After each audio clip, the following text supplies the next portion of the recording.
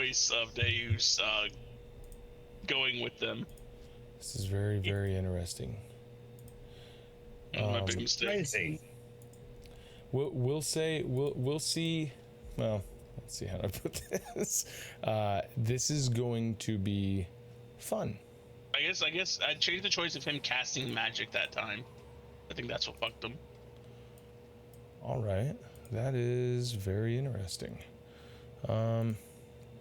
Let's see. So you're gonna be Detective Shields, Kyle, since you said you want magic.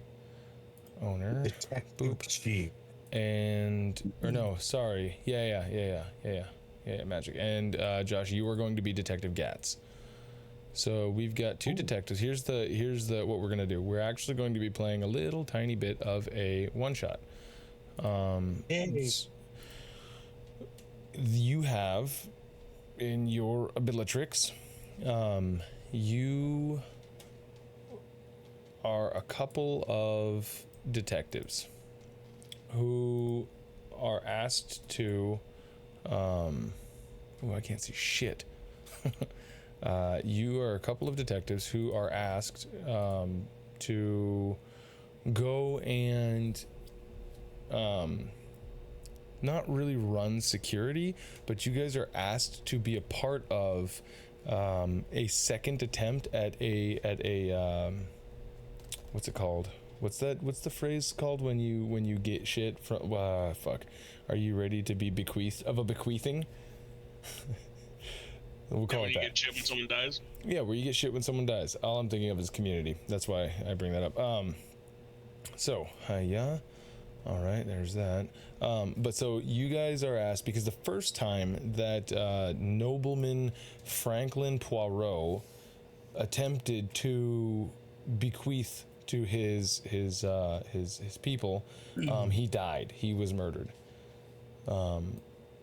As your guys' paperwork will tell you, he was poisoned while they were at their dinner, while he was going to read his own officiated will and testament, as he was receiving death threats on the regular at this point in time. So, let's see here. This time, the local nobility, or the king, has sent the nobility officiator, the officiator of his last will and testament, to come and present a secondary copy that was released of his last will and testament. And they had asked for a bit of police backup, if you will. Let me see here. We're going to observe, and we are going to... This is not in line with what we want. Let's just do this one. There you go. So they're asking you two. So you two have been ordered to come here, make sure that everything runs smoothly, and that there won't be any like funny business going on. It should be just a quick in and out, no problems at all, right? Right. Open your mouth. Open it. So, you guys find yourself traveling to the end of this farmstead. This farmstead is acres and acres and acres and hectares and hectares and hectares of land around that have provided certain agricultural benefits to the local nobility, as in the form of farming and ranching and so on and so forth. It's pretty much like this is one massive farm. As you two approach the front door of this manor that is in the back of this property, so you gotta cross the plantations to get to it. Detective Shields, you yourself are relatively What's my name? Detective Shields. Detective Shield. So you are actually a Kenku. You are a medium height, so about 5'4", 5'5", raven person who's kind of gotten their lucky break. Starting off as kind of like a street urchin, sort of charlatan around the neighborhoods of the major city of Karan, you were able to get yourself in with the guards, kind of started the straight and narrow path, but along the way you were able to pick up certain magical tendencies that you've used to your benefit, if you will. And that has allowed you to become the arcane trickster rogue, who is the detective this partnership that you guys are forging. And Detective Gatz, you are basic bare bones human investigator. This is what you do. You're damn good at your job. Not that you have any sort of like seniority, but you are more experienced. Technically, the two of you are of the same. You guys are of the same rank. You guys are, no one's above or below each other.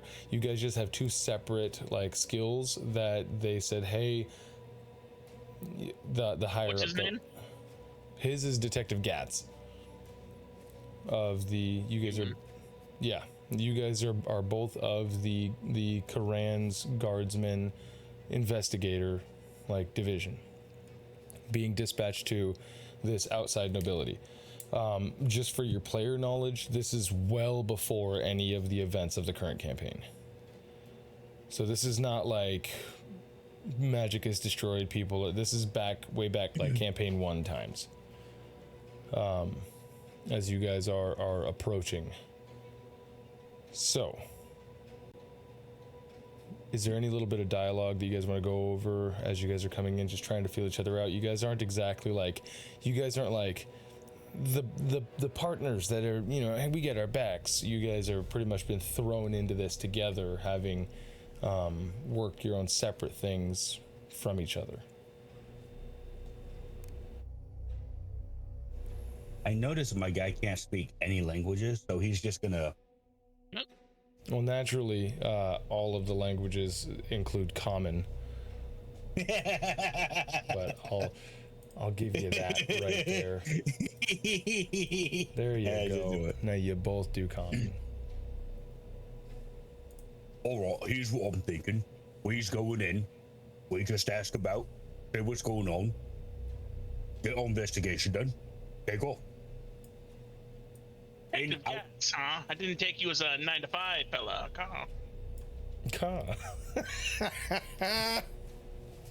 Sick. Yeah, see? Huh. I'm here to speak to the big boss. Seem like a guy that likes to get in and get out. Or just want to get lunch. All right. So, approaching the front door, you guys both give a, you know, one of you, both of you, whatever, just give a big old duff, duff, duff, duff, duff. From the outside, this place already looks really run down. It looks like when you see people who buy like property in the inner city and then they just let it go because they're just waiting for like a payout. This looks like it's been sort of run into dilapidation, whereas the field and all of the equipment and all the people that they used outside are like pristine, right?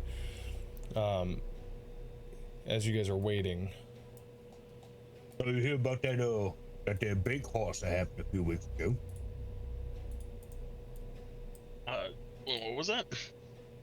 Oh, there was a bank horse a few weeks ago. Pretty big dude. They tried to stuff it.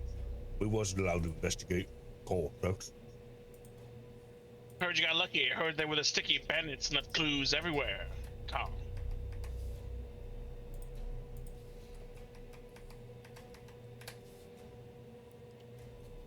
Well, it seems like someone might not be home, huh, Carl? As the door opens up, you see this rather foppish, like heavier set officiant. You can tell he's an officiant. He's got the Quran like medal that he wears, really like it's basically like if you what's it called where you get a stamp of like a notary. He's got like a notary wheel and it's got like the Quran like double fucking art. Yeah. I'm assuming that we have like badges.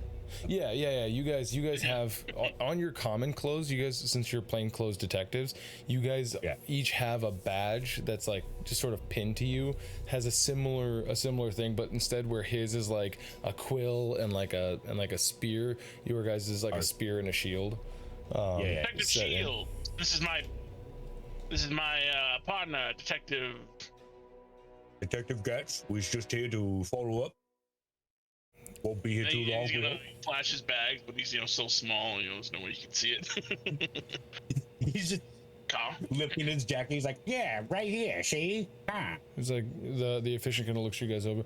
Yes, well, we've already had our guests arrive, and we were simply waiting for your arrival to begin the proceedings. So, How long do these guys mind. been here? Also, Not very long. Roughly an hour or two. did anything change while we were on our way here, Carl? He kind of leaves the door open and begins walking as he tells you, you will notice a measure of disarray. Lord Franklin Poirot rarely ever actually physically stayed in the house here, as he invites you guys in.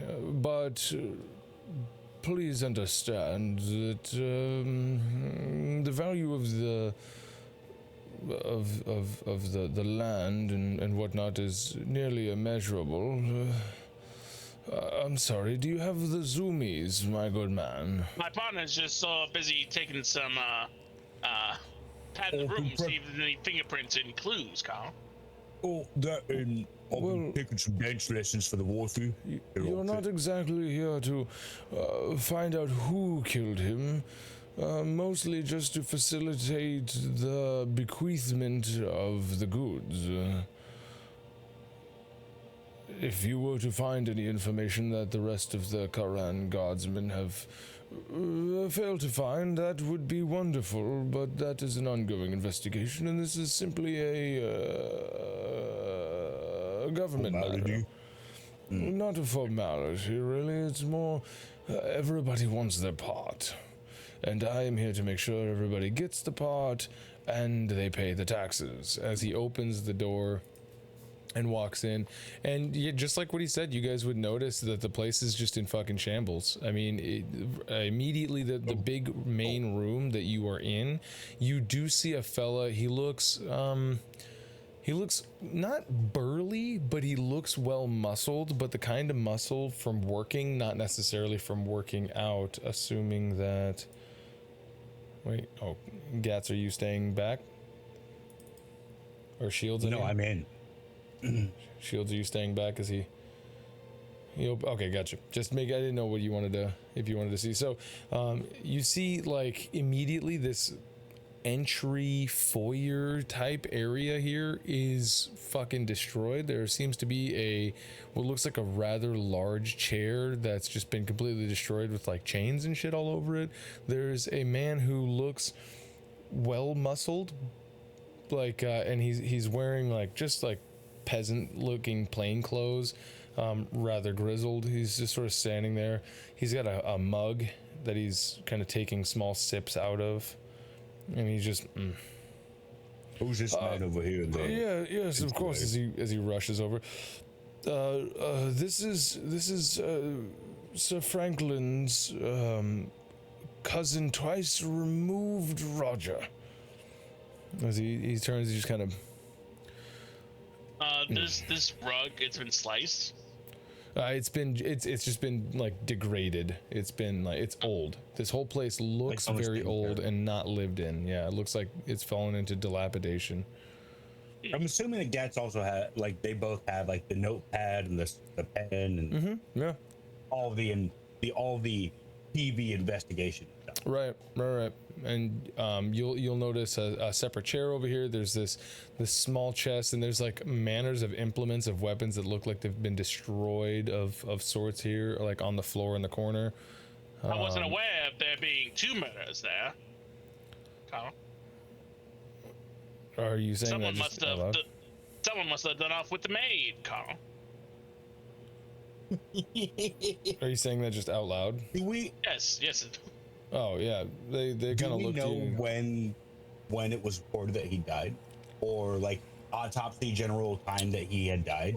Right, yeah. So according to your guys' readings, your guys' paperwork, he died inside of a week from where you were at. And it was in this house that he died, reportedly from someone named Tracy, his wife, Tracy Poirot. He had gathered everybody up in this house after none of them have ever like really stayed in here or anything of the sort. But he had gathered everybody here to discuss, and that was when the said incident happened. Oh yeah, go ahead. What? Oh, I thought you were gonna say something. No, I sorry, I've got something with my throat. I'm just clearing it. Gotcha. Sorry. I'll mute myself.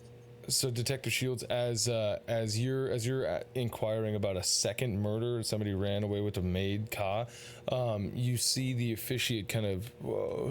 There wasn't any reports of secondary murder, but perhaps your keen-eye investigator might show something off. Have you found evidence? I don't need a keen eye to know. Have you heard the saying is, you don't judge a book by its cover? Oh. Well, the cover of this house is mighty pretty, but the inside looks mighty trashy. As the... You said your name was Richard. Who are you speaking to? The officiator or the other guy? No, the other guy. The other guy kind of... Well... No, my name is Roger. Oh, sorry about that. I'm called a bad with names. What is your relationship with the victim of the crime, if I might know? Give me one moment here. He's, well, we're cousins on the mother side. Perhaps you've heard of my business. As soon as perhaps you've heard of my business. Where are you? Fuck, that's the wrong one. Fuck, everything's failing. This is the one. Oh shit. Kima Construction Company? Oh yeah, I heard of them. They do some pretty good job. You say construction. I fabricate the equipment that the construction company uses for the pits in Karan.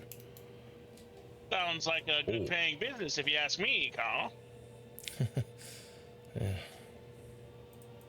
What'd you say your name was again there, Mr. Carl? He kind of like does like a look over to the officiate. He's like, Roger? Oh, how well do you know your cousin's wife? I'm sorry, I've answered these questions at least a dozen times from the other guardsmen. We're no guardsmen there, you see. We're Yes, I know detectives. I'm sorry for... We're not trying to bother you. The point is, the guards kind of fumble the ball in their job. So we kind of try to cement everything, get all the facts, get it all sorted up. And then, based on that, then we get the investigation underway, bring the people to justice. I understand. I'm sorry. What was your question again? I just thought I was going to be here just to read out the will, and then I got to get back to work. I'm kind of slammed out here. I haven't gotten too many questions. I just want to know your relationship with the wife of the deceased. You guys close or not really? Don't talk that often. She's kind of a, Tracy and I are acquaintances. Okay. So you don't talk a lot then? No phone calls? Well, I mean, I don't exactly go out on the town with her. Mostly she's just my cousin's wife. Family reunions, huh? Mm-hmm. And what do you say your relationship was with the previous owner of this house? He was my cousin on my mother's side. How was your relationship with your cousin, Carl? Pretty stable. I mean, we're both in the business of production, and we're family. You're both in the business of production, I see, huh? Would you say that you are rivals in this business, Carl? No, he's a farmer. I'm a smith. I know we're asking a lot of questions. You're not envious of him for, prime piece of property that's obviously in disarray or not at all. If I might, could we please gather up the rest of the guests and perhaps get the business out of the way? You will have more than enough time to question them in one place together after we read off the will. Quite right. We shall enjoy us with some questions of our own. Don't leave town, Carl. Right, please. This way. You heard him. They're not fucking And I constantly have a magnifying glass, and I keep like pointing at the walls and on like torn carpet and any like cobwebs in the corners. Okay. Fucking Sherlock Holmes over here. As looks like a he finance opens the study, door. huh? Ah, Iselda. Hello, Iselda. The big one. As Roger kind of takes pardon me, ma'am. We have the detectives, the Inquisitors are here. They are here just to make sure that things go smoothly this time around. Yeah. And you see this rather like lovely looking lady. She seems rather young. She's got both of you guys give me a perception check.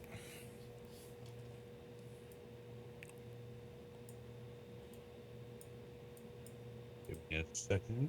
Hold up.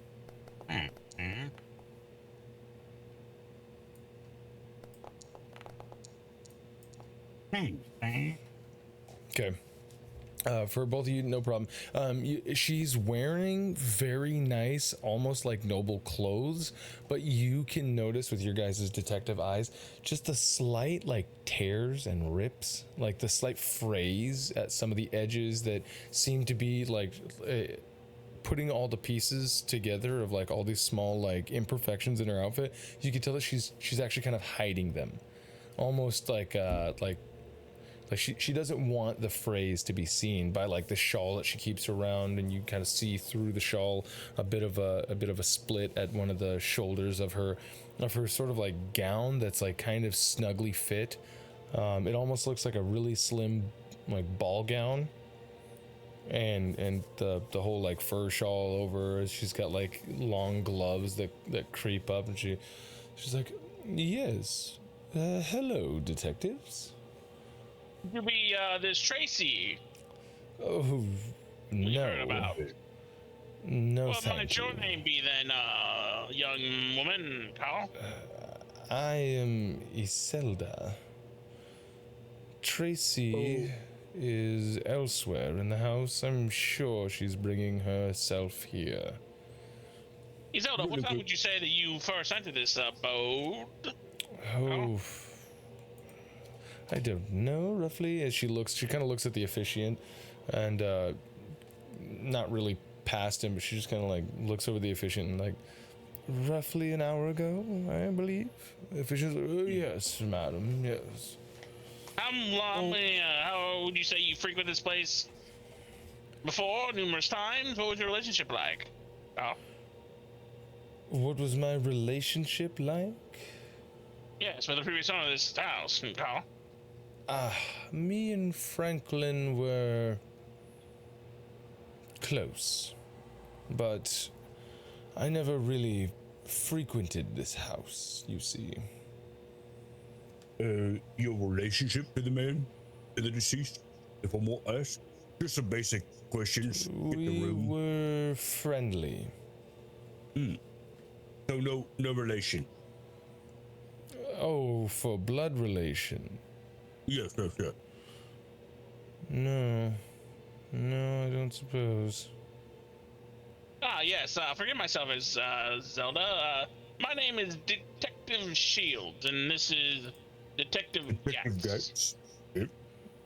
Of course. We're here for the bequeathment, you see, Carl. Oh, if you don't mind answering, what's your relationship with Miss Tracy? There isn't one. Okay, so you're just a friend of Mr. Frank. That's it. Yes.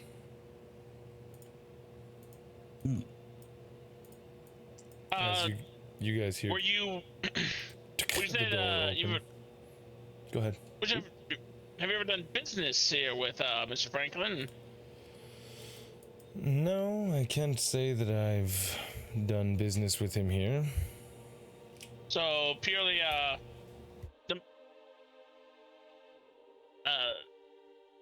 of a friendship relationship, you would say, Carl. Yes. I would say. I see.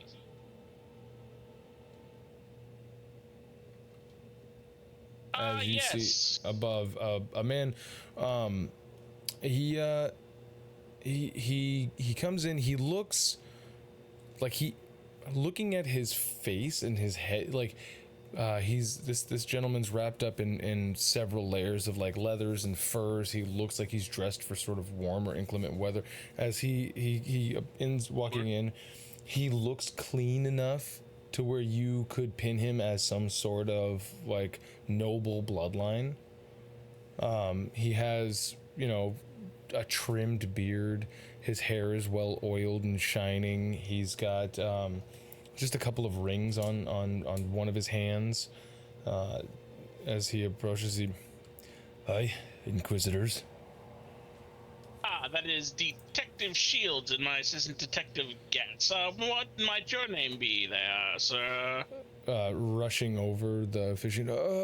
Please allow me to introduce you to Carl Poirot. Carl here is yet another of the cousins of Franklin. And his mother's fault as well? No. Father's side. Oh, As you see, he kind of looks over. He's like, I thought that the investigations were already... The collection of evidence was already done. But it seems... And the officiant... no. They are here to ensure that things run smoothly for the bequeathment.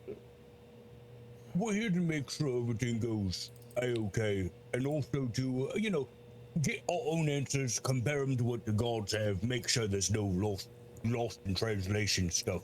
No one's inferring something about someone that's, not there to defend himself. Right. Well, isn't that neat?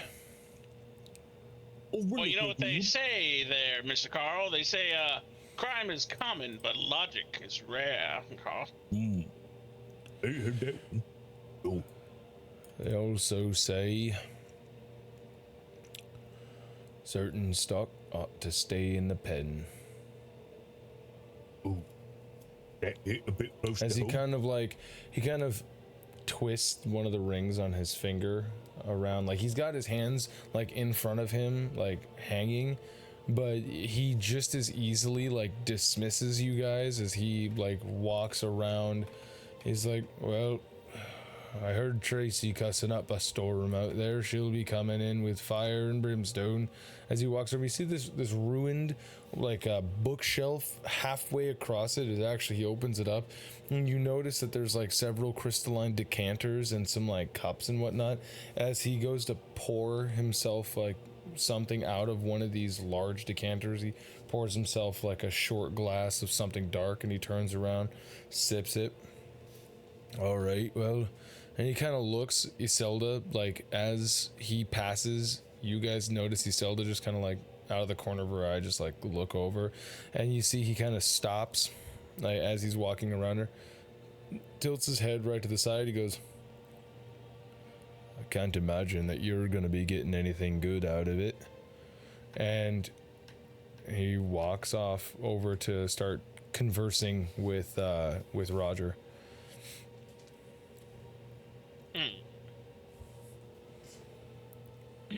Gatz is gonna approach. Gatz is gonna approach Hill. I think he's been here before. He knew where the liquor was.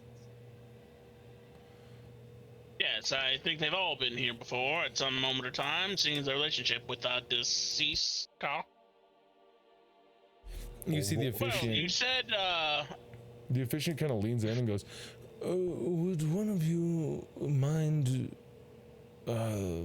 coming with me to find Tracy Poirot, please? The other one, it would be nice to stay here to avoid any animosity that might come about, the spreading of money. You want to stay here and I'll go get the Tracy? no, you stay here and I'll go get the Tracy. Okay. Oh, good. Right this way, Lieutenant Shields. So, So, what's that brought you in this line of work, see? Mr. Aficionado? Carl? Well, as he's walking through, I once was a scribe over at the academy, and from this point, hello. You're admiring the cobwebs, I see, or the doilies. Yes, it's quite inspiring how much this house tends to look like a jar boy might build to test his science project. Some sort of a science project, you say? Yes, they say in schools they build little aquariums inside little glass jars to see if they can breed life. Wonder if any of these cobwebs are breeding life in themselves, Carl. That is rather interesting. Well... And you say how, you've worked here, you've been working under Mr. Franklin for how long, did you say? I don't actually work under Mr. Franklin. I work under the king and the royal. Does Franklin have anyone does work under him? Sadly, none of them are a part of this. His employees are all outside working fields, and anybody else who would be an employee is currently at the Poirot Manor. I see. Which, of course, this is not. This way, I believe... Seems like Mr. Williams liked to pursue the outside appearance of riches, but the inside appearance of sluggery. Mr. Williams, are you referring to Mr. Franklin? What Franklin, Lord? that's the name, Franklin, Carl. Well, this Must be wasn't... confusing with another case I had. A murder case, you see. Bloody, very bloody, Carl. Of course, but this manor wasn't his primary residence. It was more of like the office of the farmstead, you see. This is the back door. All right. Like the pig of the farmstead, Carl. He goes, and you see he kind of pulls a ring of keys and locks that door. I don't The saying that a man's bedroom is a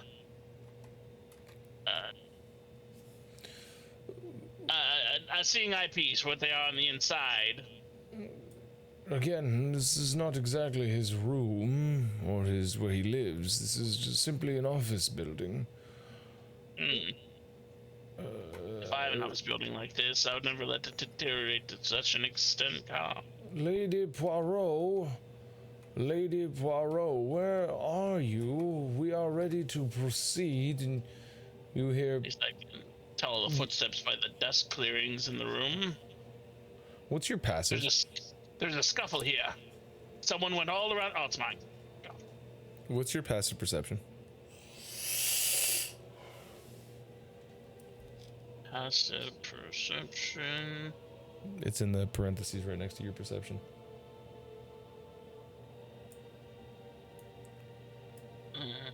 There's no parentheses. Oh, 11? There you go. Yep. Okay. You see he kind of... oh, there you are, Lady Poirot. And you just hear... Yes. Hello. We have the detectives here who are ready to oversee the smooth transition. As she kind of looks or over his shoulder and looks to you and... Detective? Detective Shields, my Miss Lady Poirot. Charmed to meet you. We're here for the bequeathment, Carl. She holds her hand out there. He's going to take her hand gently and shake it, with his little bird hand. As she kind of pulls it back. I see. He also pulls it back. Was her hand like dusty at all? Like she's maybe touching stuff? You can make me a sleight of hand check, and then that's going to determine whether or not we're going to do a perception check at the disadvantage. So go ahead and make me a perception check at disadvantage. Because her hand was hanging down in the way that a lady's fashion does. In the moment, as you're looking at your own hand, you couldn't tell. But we're actually going to cut away from you. Back down at the rest of the, with the rest of the guests. Gatz, are you doing anything in particular? Yeah, where Mr. Perot went, where Carl went to go get booze, he's gonna like open that up, look inside, like look for anything that might be out of place or missing, perhaps. Yeah. Go ahead and make me a perception check. Done and done. 10. Okay. As you're looking through, you do notice one thing. You see the decanter that Carl, I believe it was, that Carl had grabbed and poured himself. You see a missing dust ring of the cup that he grabbed, and you see another missing cup ring. And there's also like a cup ring, as in like a holder for the cup? Or no, like, sorry, a ring in the dust where there was something there and there is no longer something there. So doing the math in your head, he grabbed one cup, there's another cup that's already missing. And then there's the decanter that he used. With the 10, that's as good as you get. Okay.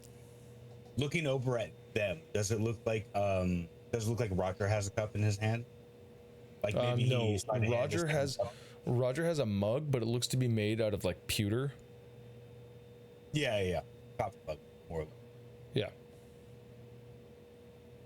Does Zelda have a cup or not? No, looking back over your shoulder, kind of just to kind of like scope out the place, unless you're gonna like fully turn around. Like if you're just like no, I think he would fully turn around, but make it seem like he's looking like at the ceiling while like in peripheral vision looking down at her. Yeah, I got you. So as you kind of do that, look around, you see, you just out of your periphery, you see that her head was turned ever so slightly so she could keep you in her periphery. And the moment that you like turn around and kind of whip your head around, you see she kind of, and she walks over towards one of the windows and just looks out at the window.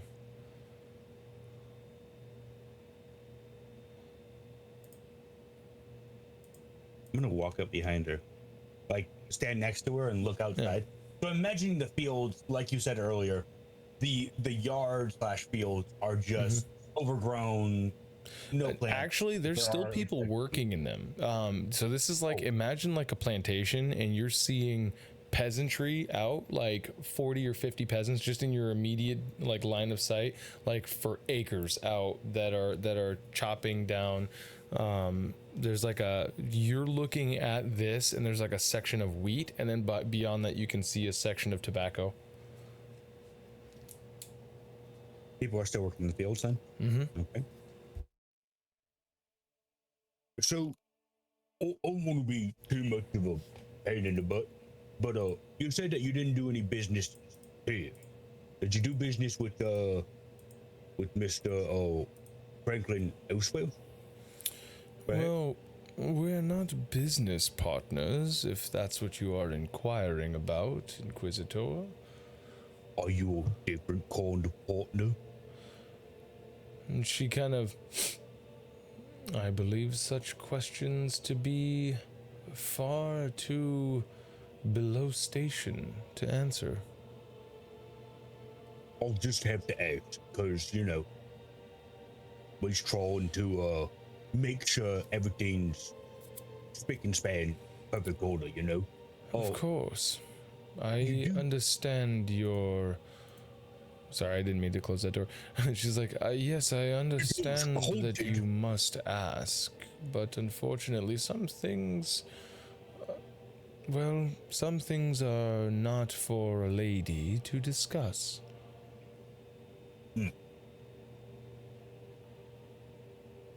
Getting a bit quieter, like in hushed tones, Gatz is gonna say, You got a few tears in your dress. I know a person who can fix those up for you. Pretty good with the sewing needle. I just didn't want to bring it up in front of the others. Make me an insight check. That's rude as fuck.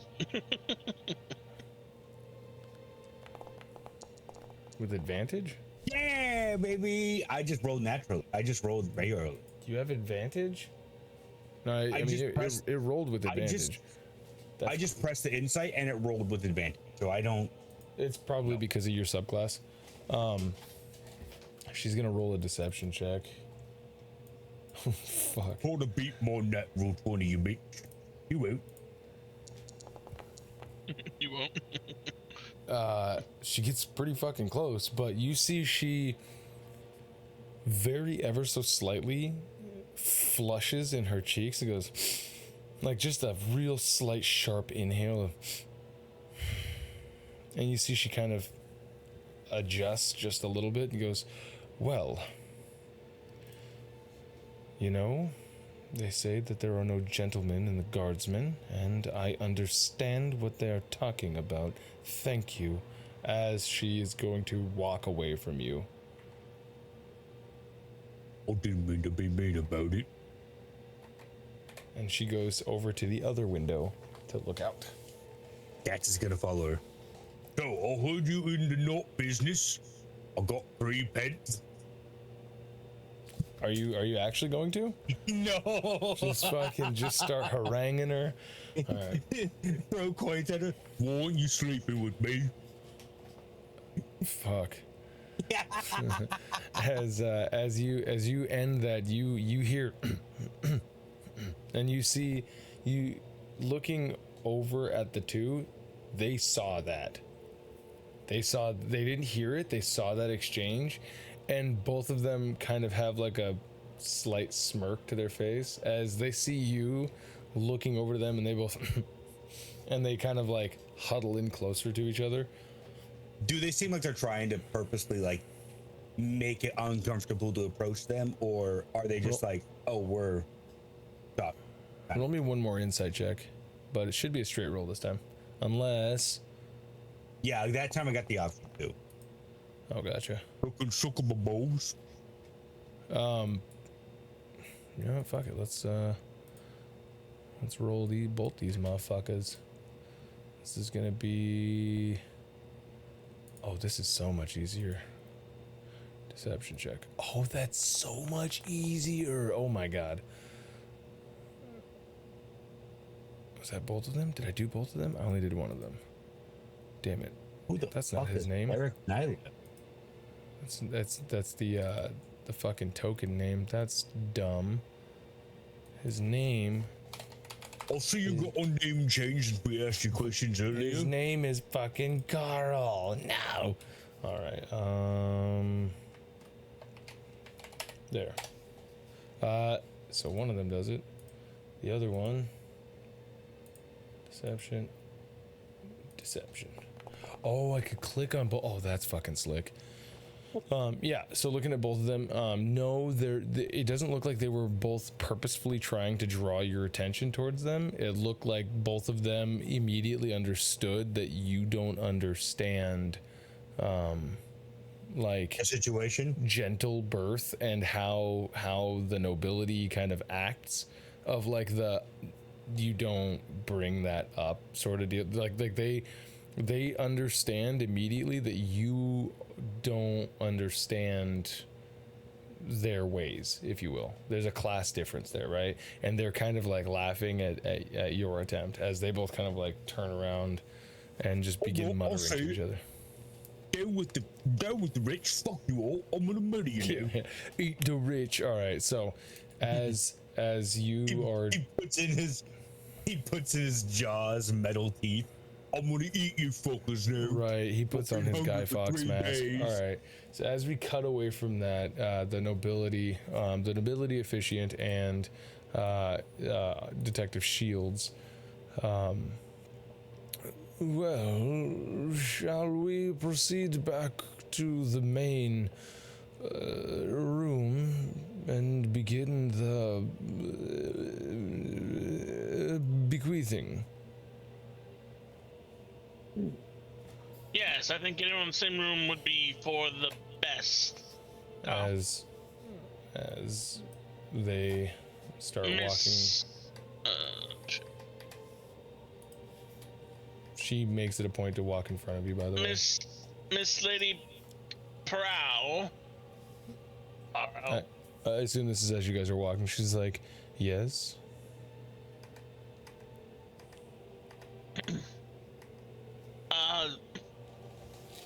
The moment's passed.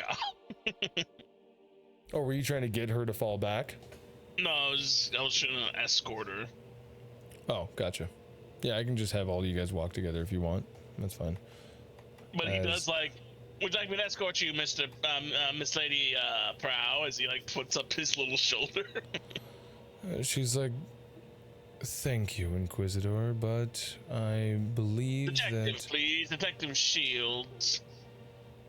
We don't inquisit. Sounds rather dark and ominous, if I might add, Carl. I believe your department is called the Inquisition of the Karen Guards.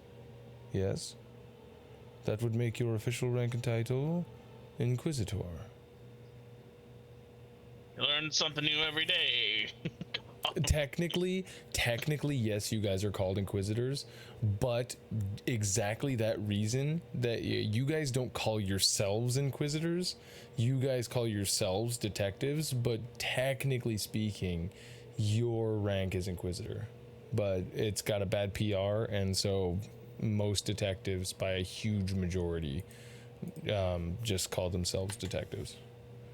Worked at a cereal factory, you wouldn't be called a cereal factor, you'd be called a employee. Of course, your insights are invaluable. As the officiant like starts to walk in. I present Lady Poirot. Now I believe this is everybody who will garner bequeathment from the estate. Please give me just a moment while I produce the last will and testament of noble Franklin Poirot. Pardon my manners, I might be reading things wrong, but I was told there'd be a Tracy. Oh. She looks to you and goes, yes, that is my first name. Ah, Miss Poirot, I see. Sorry about that, Carl. It is Lady Poirot. Miss Lady Poirot. And you hear a from the window where you see Iselda at.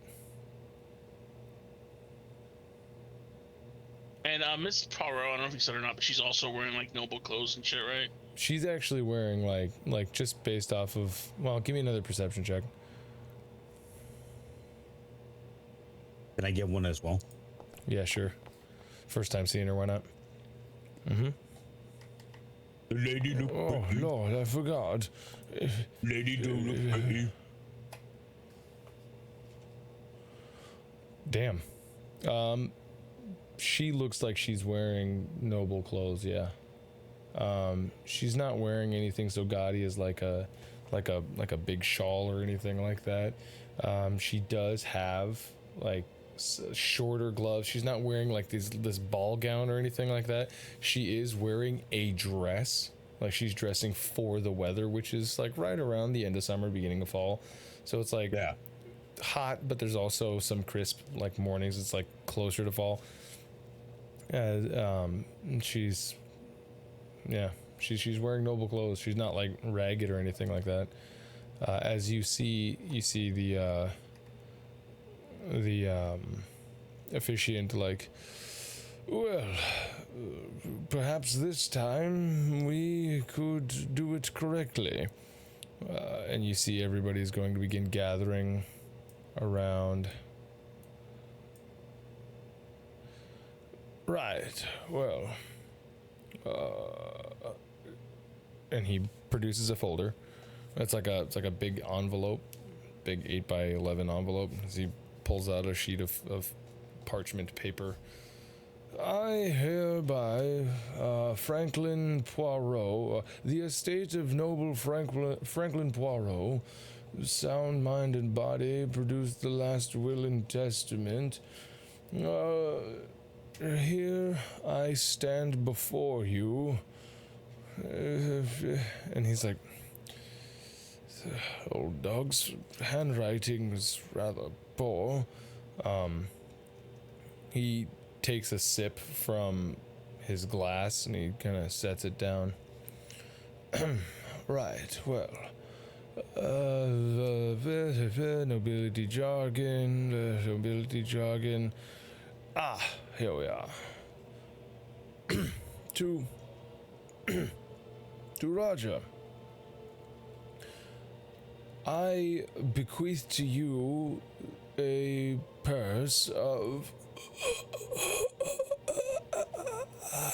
And you see he immediately, like, from under his neck, his black veins start to fill from his neck to his face as he... Mr. Viciano, Help me, as he collapses to the ground. Please. He's not... Oh, I should put him at 1, I guess. He's unconscious. He's not dead. He's gonna start doing the... checking his pulse. Mm-hmm. You want to roll me a medicine check, please? Can I also try with the medicine? What? Say that again. Can I also try for medicine?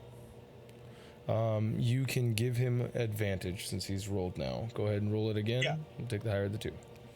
As you guys drop to the bottom. Here we go. There we are. I don't think his veins supposed to be black. Please, Gatz, you're crowding me. Please, watch the room. Make sure no one's doing anything. As you guys are down there, with an 18, you guys like are watching him. His pulse immediately is like, it's strong, too strong, like a super increase in blood pressure and heart rate. As he kind of looks at you. Please. What is it you're trying to say? Your heart rate's going insane. You need to calm down, sir. You see his eyes getting bloodshot and bulgy. You must. There's a... Gonna take his heart, take his temperature. heartbeat again. Check his heartbeat again. Oh yeah, no, he's on his way out as he's like. Is there a priest? Is there a paladin in the room? Maybe even a druid. Giving him CPR, giving him chest compression. Okay. Try it. It sounds like there either is something stuck in his throat or he's having trouble breathing. Perhaps in Gatz's mind, I'm imagining it's just if we force air in, then. Yeah, you don't do that until they're dead. Don't break his ribs open. You haven't even checked to see if he's breathing. God. Break his ribs open. Break his ribs open. I'm gonna break Shield's ribs open. We're gonna have chicken tonight. as I'm gonna have chicken in 2 weeks. Jesus Christ. As you go, you're doing the chest compressions. You've got Shields over here calling you, asking for. Are you calling for a doctor? Is that what you're calling for? I yelled out, "Is there a paladin and a priest, and maybe even a druid in the room?" The rest of them all kind of like look around. It's like, well, you see Carl go, "The papers. Get the papers." As looking over, you see the officiant's drink has spilled onto the papers and it is actually dissolving in time. Shield's gonna try to grab the papers. Yeah, go ahead and give me a sleight of hand check.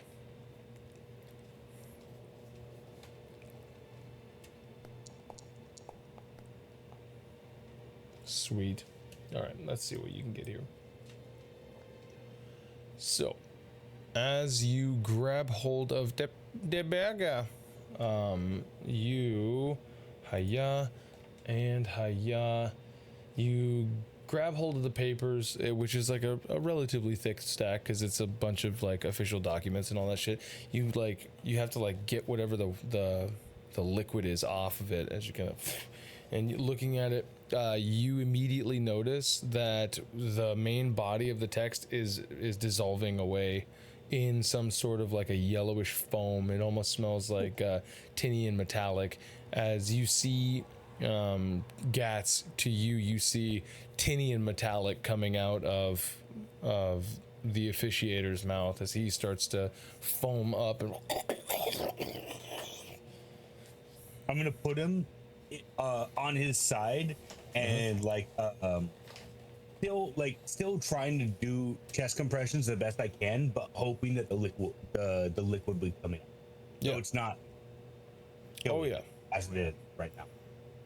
And as you roll him over, you see just this pool of this yellow, slightly red, tinting orange, come out of his throat all over the floor. And you notice that there is bits of tissue in it as well that are coming out as you hear him. Both of you guys immediately recognize a death rattle as he expires. Oh shit. Gonna take his Oh, well, no one can leave the premises now. There's been another murder. We can't have no one taken off now. You don't know he's dead? What are you gonna do, Shields? I'm taking his heartbeat again. This time, you put your fingers to his neck and you're expecting like something. What you get instead when you go to press down, like to check his temperature, is your fingers sink oddly into his neck. They don't break the skin, but they sink in as if there's no musculature or no sort of like subdermal tissue inside of his neck. It almost just feels like a hollow skin wrap.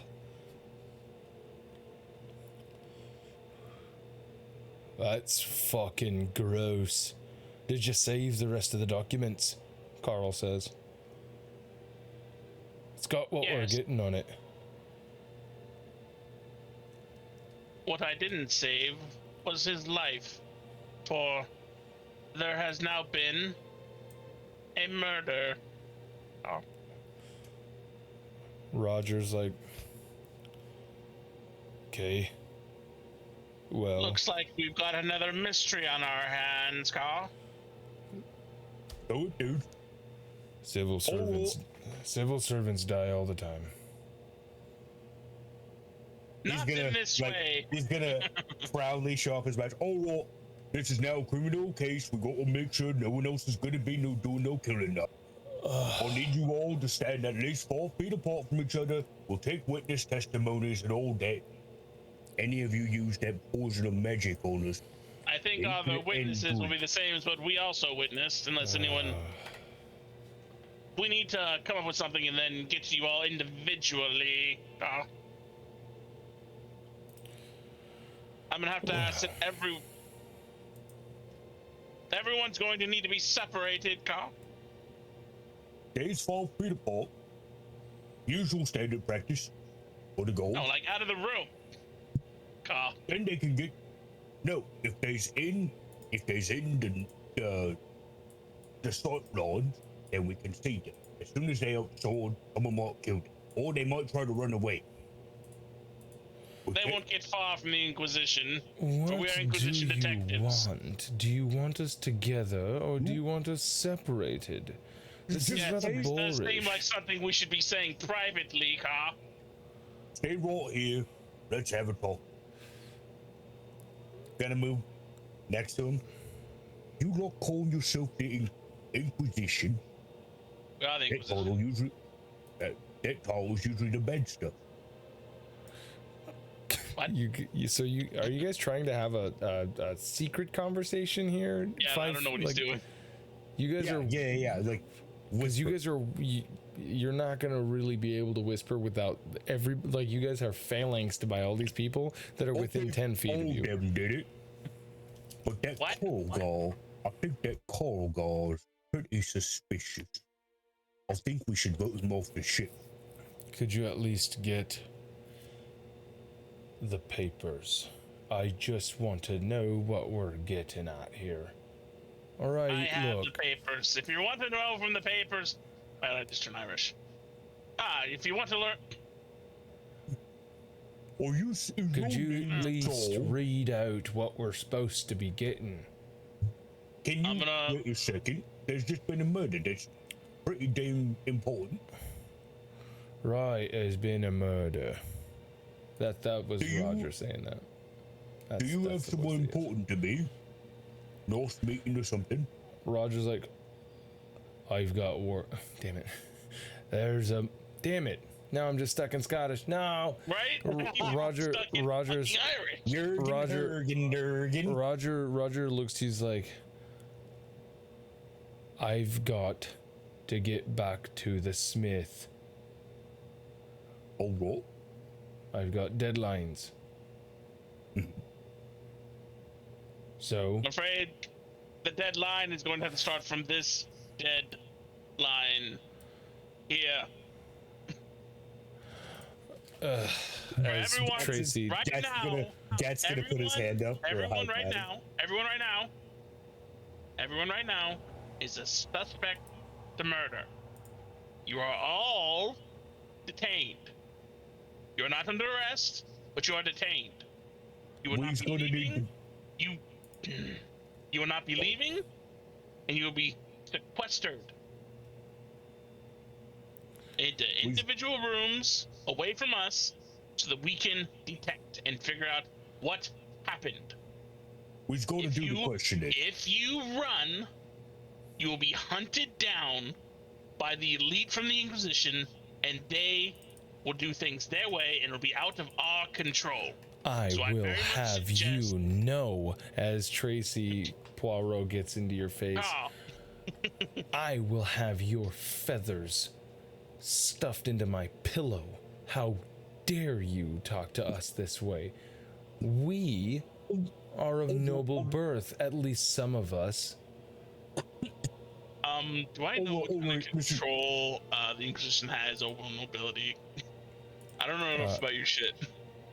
I mean, you're playing it pretty straight, but like, you know, there's always going to be pushback from the Karens of the world, and typically nobility are the Karens of the world. What can you actually do? Oh, you can do whatever you want. I mean, at this point, make sure, like real you nobility, like they could just kill me. And likely they'll try to, right? Like they're still going to act exactly how Kyle expects nobility to act, but you can also act as somebody who is doing the word of the king effectively. Yeah. As she approaches the shields, Gatz is like gonna put his hand out to like try and block any potential punches. All right, listen, you know, it's been a hard day for the both of us, so we're not having a great time here either. We're trying to get you both out, or you all out on an equal time on Tom team. We just don't want none of you being injured. We already have one death, and while he might just be a civil servant, he's still an important party member in this, so we need to figure out what's going on, ask questions, and then we get back to the reading and get this all done. Unfortunately, since he was an official and we don't have the job of officiants, nothing that's going to be said in the papers is going to be official until it's done. Until we get another officiant out here. She goes, well then, can I please have the papers? I wish to read on recent events.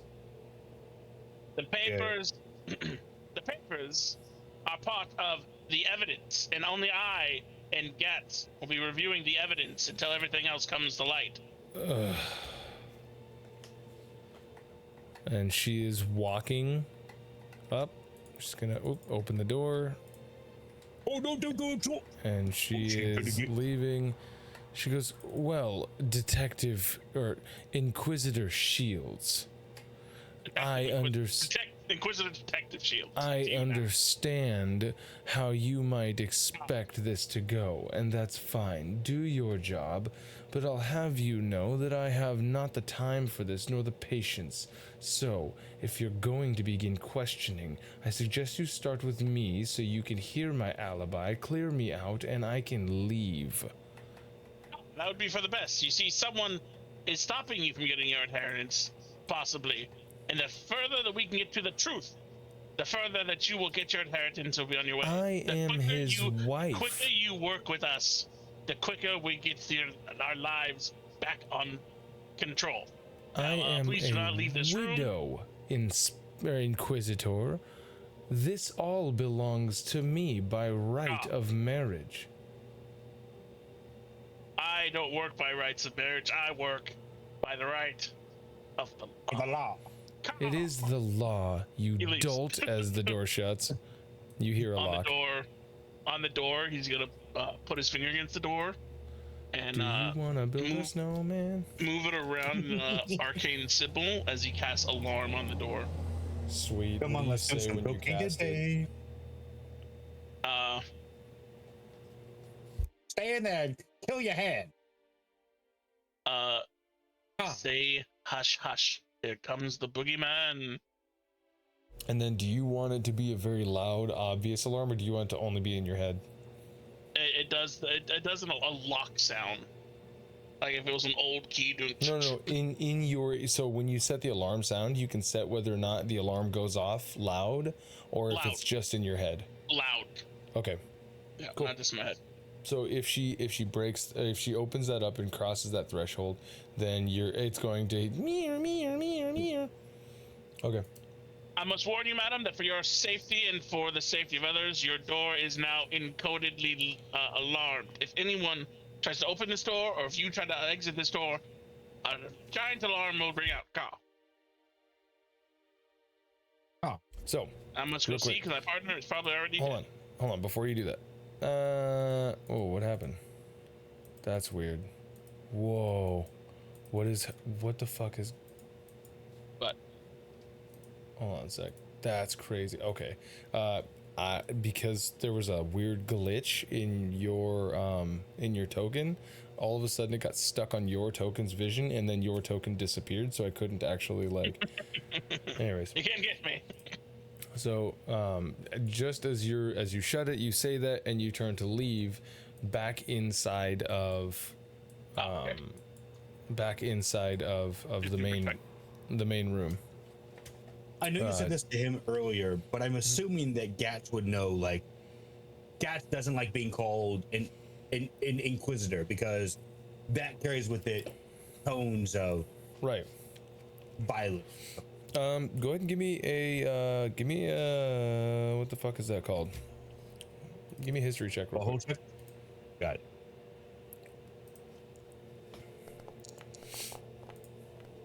Ooh, Just to give you a little bit of a dump here. 23. Just before the start of the war between the Dreathos and the Nixian armies, there was a slew of Inquisition that oh shit, it is the UAF. I also had the UAF, the United Alliance Force, which is made up of UAF. I have the Right. UEF. yeah. So the Oh, you need to make the UOF. I know, right? The goodly races, as they call themselves, which is like humans, elves, shit like that.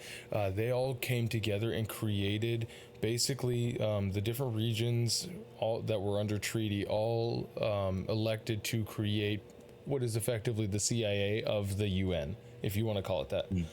Yeah. Right. And so that's the Inquisition.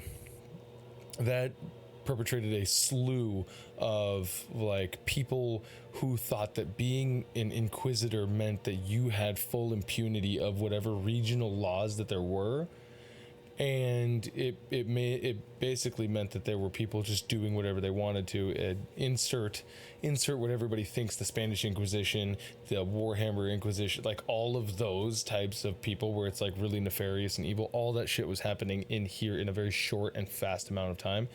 to the point where like we have to reform. They disbanded it, but Karan, which is typically seen as at this point in time the hero's town, they kept the name Inquisitors more or less to strike fear into the hearts of their enemies, and then that has since been reduced to detectives. So it's a very old lineage that is steeped in darkness, but they keep the name specifically so that way it's like why cops wear the outfit, right? The outfits that look like the Stasi. It's so that way it creates an image, it creates a mentality of it. Same with the Inquisition, and like most people who become detectives, who become Inquisitors, are just normal cops who just so happen to be better at investigating than normal. So that's why most investigators, if you guys want to adhere to that or embrace the nefarious of the Inquisition, that's up to you. But most people are like, nah, I'm a detective, I'm not an Inquisitor. Sorry, it's a really, really long lore dump, but... Alright, girls, I'm sorry about my coworker. He's a bit... I haven't worked with him until this day, and he seems a bit overzealous. I'm sorry about that. Listen. None of you girls has bad blood with it, right? Right? If I left the room for, say, 5 minutes, and I came back, you girls wouldn't kill each other, right? I'll tell you this much. 2 of us are supposed to be here. 1 of us is not. I'm assuming you're talking about Lady Isolde over there. She goes, Some of us don't know what it is exactly that we're talking about. All right, I've seen this before. Me and my ex-wife have gone through therapy as well, so let's do this real quick. All right, Carl, what makes you think that Mrs. Isolde isn't supposed to be here? I'll tell you this much, she doesn't hail from gentle birth. She's no lady. And you see, she kind of, I will not have you. No, Mrs. Elder, I'm gonna need you to back away, or else I'm gonna have to subdue you. I don't want to do violence. It's not nice. I don't like it. Makes me feel evil. I don't like that part of the job. Oh, Inquisitor, you should understand there's not much more that survives the human body than station, and I will not have my station tarnished by this. I'm gonna need you to observe the 5-foot rule. I'll need you back from him, please. 5 feet. We're keeping space here. If I see hands, start make me a persuasion check. As he's already turned into her. Do I get a bonus for being the gentle, not so giant? You'll find out. As he's already turned to her and he's like, I've got no problem handling what I need to from a woman or a man. Equal fights, 17. equal rights. If you're a lady, then I'm a horse's ass. You are able to get her to back off a couple of steps. At this point, you can actually very clearly smell the alcohol on his breath. Yeah. Does it carry at least hints of the same liquid that came out of the drink? You could make me either. You could make me either like a history or a medicine or like a nature check. Trying to think of what else you could. Oh, I forgot cooking was still in there. I gotta take that. Anyways, you could either history, medicine, nature. No, history, medicine, or nature. Okay, unless there's another one. I was gonna say unless there's another one that you think would be more fitting. I was gonna say investigation maybe, but I've already rolled for history. I see. Based off of based off of what you've seen from the dead officiate that's in the corner over there, the guy in front of you, Carl, has been sipping this fucking thing for a lot longer than the effect that took hold on the officiate. So if he was drinking something, by now he would have likely suffer the same fate unless, you know, there was something else going on.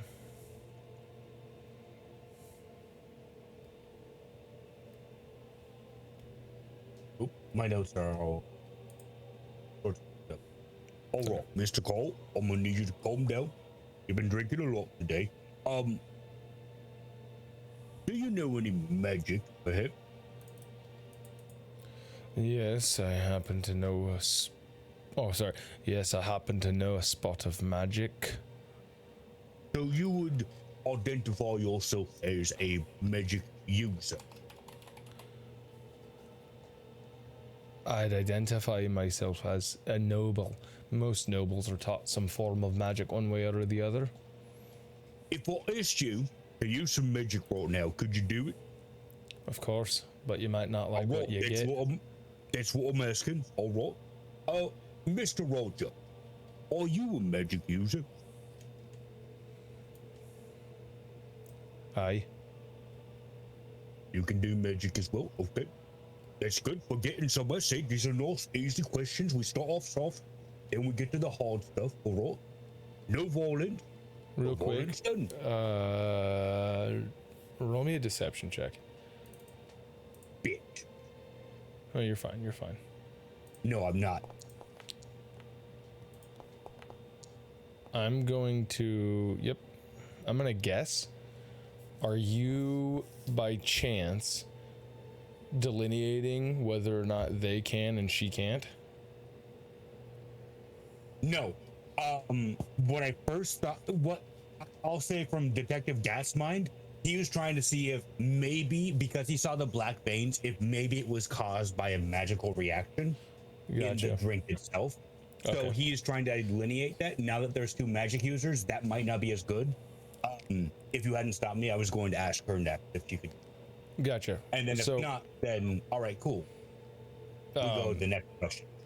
You notice this Carl, like he is so intently looking at you. You can see him scanning you. You do this to people all the time. It's like half of what you do is you read people. You see him using the same techniques that you use to read people as they're talking. So he can see the intentions behind what you're doing. Anyways, please continue. Mrs. Elder, are you able to use magic on them? We're not judging here. We're just getting baseline questions done first, and then we'll move to the next one. Of course. Okay. So very magic user centric base around here. Okay. Nice. All right. So I'm gonna ask something. It might be a bit mean, but I gotta ask it because we're setting the baseline here. Mrs. Elder, last week, what was you doing for the promote? You know, just give me an average day last week of what you was doing. Play by play, please. Well, give me a persuasion check. Am I back yet? Almost. 10? Well, and then cut away. Now, that's where I was. Shields. Boop, boop, beep, boop, boop, beep, boop. Better hurry before he starts to question him as a group. Mm-hmm. As you are making your way downtown, walking fast, poo-poo past in your homebound, beedly-deedly-deet. So, yeah, walking in. Now we can separate the others. As she says, Where's Miss Tracy? Miss Perot? Perot? Your fancy name. she's probably Here. back in her room. No, she's just saying this out loud. I think he's asking you, but she's just saying out loud. She's just saying out loud. She's probably in there working on her child skills. Miss Zelda, I'm gonna need you to calm down just a little bit. It's me and my comrade talking real quick here. Detective Shields, is she safe?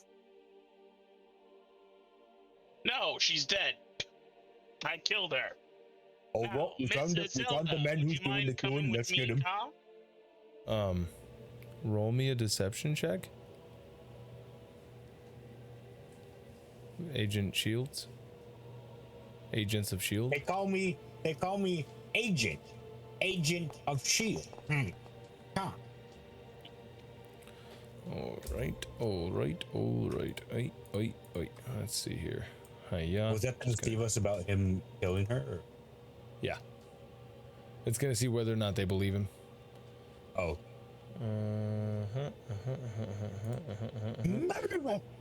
Yeah. Uh-oh, this is just one dice. I wanted more than one. Okay. Fuck it. Let's just do this. Yes. Insight. And insight. You rolled a 10? Okay. 9. Oh, you rolled a 9. Gotcha. She goes, and the other two kind of like roll their eyes.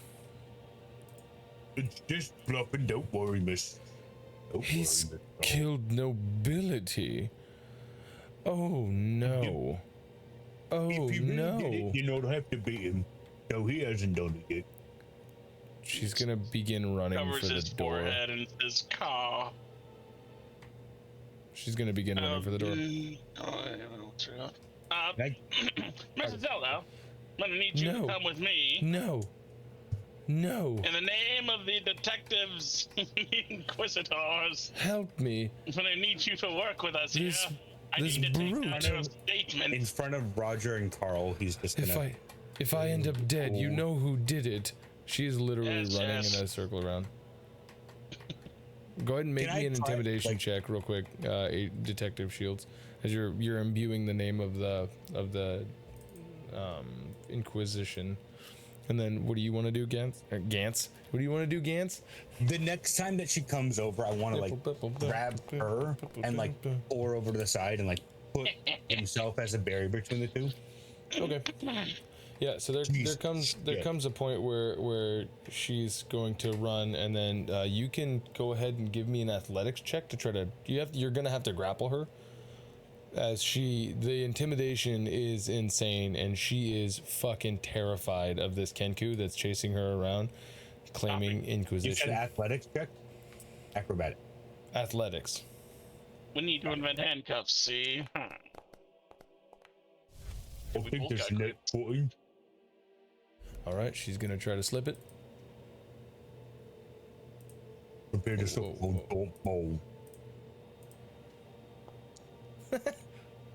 That didn't even roll. It just went. All right. Yeah, he just slid across and then bounced in the corner. Dude, she's so frail. As you just like grab her like around the arms ish area, and she's like, no, please. She looks over to Carl. They're going to kill me. Hoist her over my shoulder. I'm taking this one with me. Yep. Good catch there. Gatz. Detective Shield, I'm gonna need you to calm down. Take a few steps back, please. No, and I am calm. You're not. All of you know you're putting your hands on someone who might have right to claim of it. You should understand what you're doing there, boy. I know what I'm doing. Don't worry. I'm just Mr. Keep the situation nice and calm. Mr. Carl, would you mind coming with me, please, Mr. Carl? Right. You should understand your shenanigans there, Inquisitor. Might do well with the fairer folk, but I'll have you know. Should you... No, not you. He's talking to Shields.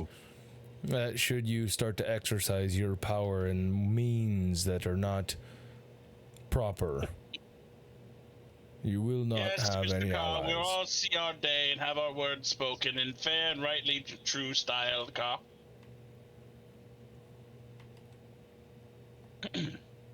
There's only one thing I'm interested in, Mr. Carl, and that is the truth. Right. Carl. If you think you're gonna get away with bossing me around the same way that you did them women folk, you're sadly mistaken. You know what I want for you, Mr. Carl? I want for you to get your inheritance and be on your way. And for me to have you do that, you just need to answer a few of my questions and spin a little story. That story being called The Truth, written by Carl, published. Are you looking for a place to put me? Yes, over here would be lovely. Unless Right, you have a I'm place not- you prefer. Yeah, Brings him back into the main room. right over here in this door. I haven't been to this part of the house. I'm sure it's as messy as the rest. You see, Oh. he pulls out a single key, unlocks it, walks out. Right. Would you say that's the only key to this room, Carl? No, I wouldn't. Get around you. He's very much so just in your way. Like he's just in the doorway. Underneath the legs. I wouldn't.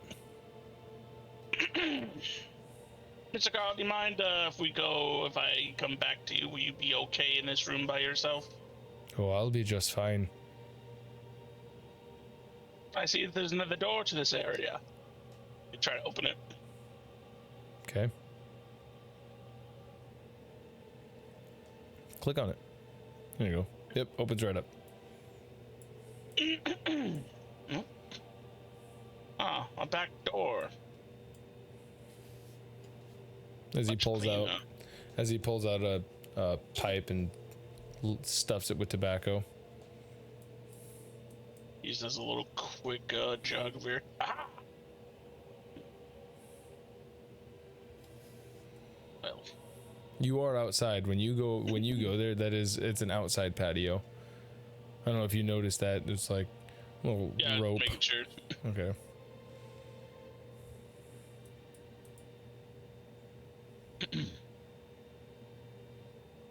All right, Mr. Carl. Hopefully this will not take long. We'll have you about your business soon.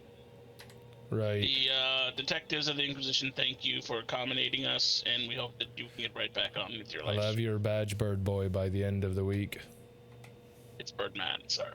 Oh. He shuts it, locks it. Harvey Birdman, attorney at law. Oh shit! I meant to warm this. You meant to what? Oh, The you top didn't. one. Oh fuck. I mean, you could probably pick the lock and get into that room and go alarm it anyways if you wanted to. No, I mean this guy seems to get it. And if he runs away, he's fucking dead. It's just that simple. It's just that simple. Fucking Meanwhile, Inquisition, a man on power. As Shields escorts Carl over to a room, Gatz, you are currently grappling this lady who's Mrs. Elder, I'll need you to take deep breaths, please. Roger. Deep Roger. in, hold it for 3, let it out. She kind of squirms away from you. No, I'll need to keep you still, please. Don't. Listen, Can it guard? so you- Roger. If I I'm not die, guard. you know who not did an- it. I'm not a guard, not an inquisitor. I'm a detective. I'm here for you. Roger's just And sipping. everyone- He goes, right, I know who's did it. If you die, Listen, you'll tell them, right? Mr. Shields isn't gonna kill you. He didn't kill Miss Tracy. Then that would be quite upsetting for me because I'll have to beat him up for him.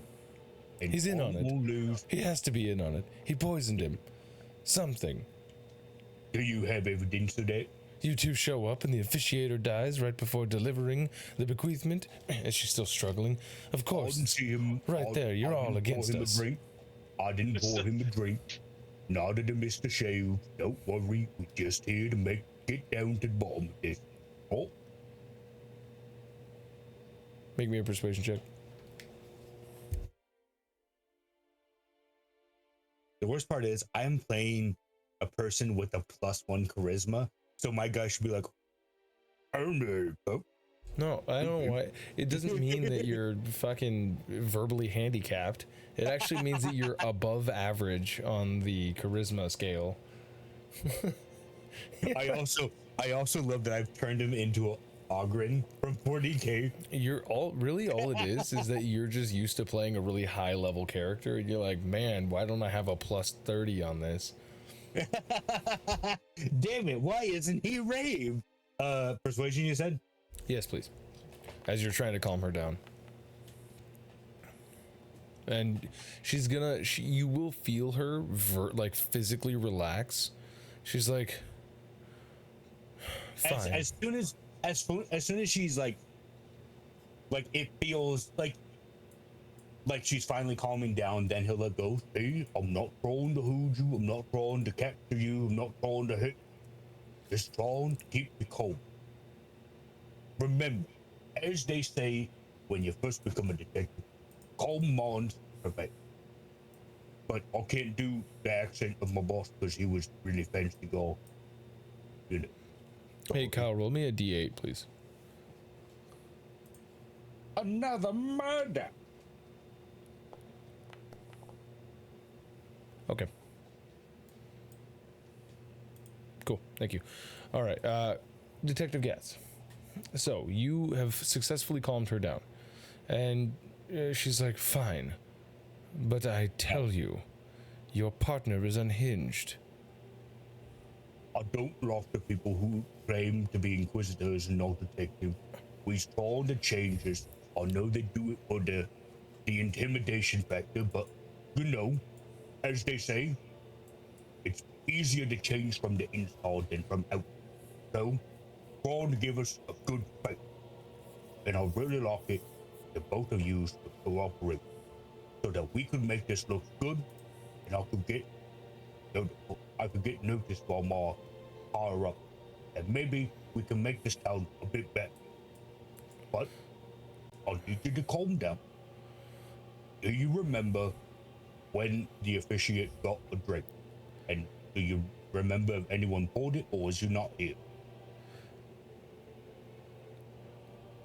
What I remember is that if you hold me any longer, you're going to be asking for more than just a simple hello in passing.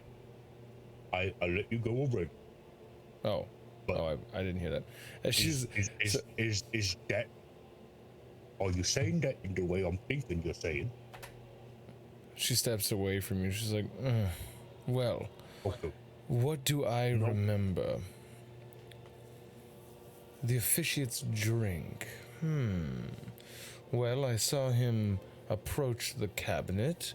I saw him turn around with a drink, and I saw him drink it. And then I was so focused on the official documents that I don't remember recalling whether or not there was already a drink poured or if someone else poured it for him. Now, could I ask you to pour out the bottle that you saw him grabbing, or did he cover the entire thing with his bottle? He is what, as they would say in the slums, quite a thick boy. So I understand if you couldn't see the bottle he was grabbing. He was directly in front of me. I didn't have any opportunity to see anything. Real quick, shields. I gotta hurry back before he starts questioning him as a group again.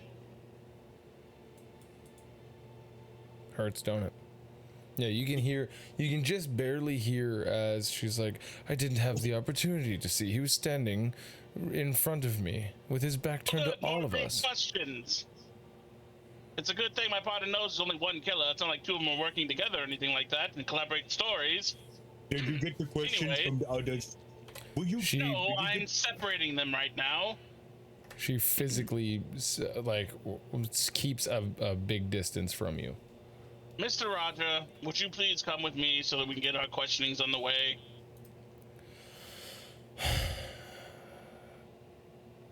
I'd rather just keep in this room if it's up to you. How about you put him in one corner and I'll bring Mrs. Elder to the other corner, and we put our investigations separately on the same case. Ooh, actually, you know what? I think I've got just the room for myself right over here. As Yes, he is thank going you, to start Mr. walking. He is hurriedly walking.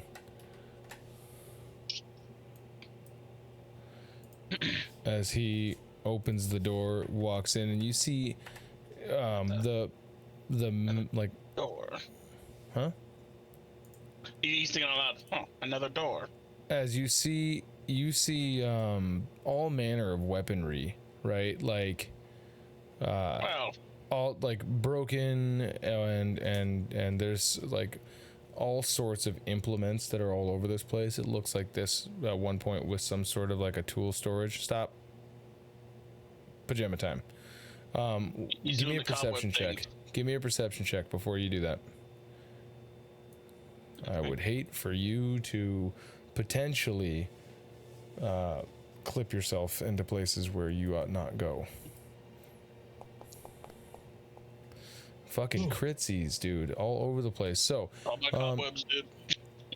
what, the cobwebs? You're just checking Yeah. cobwebs? Well, he's going to every room trying to see. Every fucking room here is destitute. Where's the one room that was lived in? Like, where's the office? Like, this, they keep saying that this place, you know, was the whatever for this farm or whatever, but looks like no one has ever lived in here. Right. Looking around at this place, it looks with a crit. It actually looks like the rubble that's in the corner over there. Even though it is covered in cobwebs and shit, looks like it was all like shoveled in. Like this is where furniture and things for living in were shoved in, almost as if it were like some sort of an attempt at cleaning. Like, let's just shove everything in the closet and shut the door. You know what I mean? The other thing that you are able to hear is you're able to hear as you're walking around here. I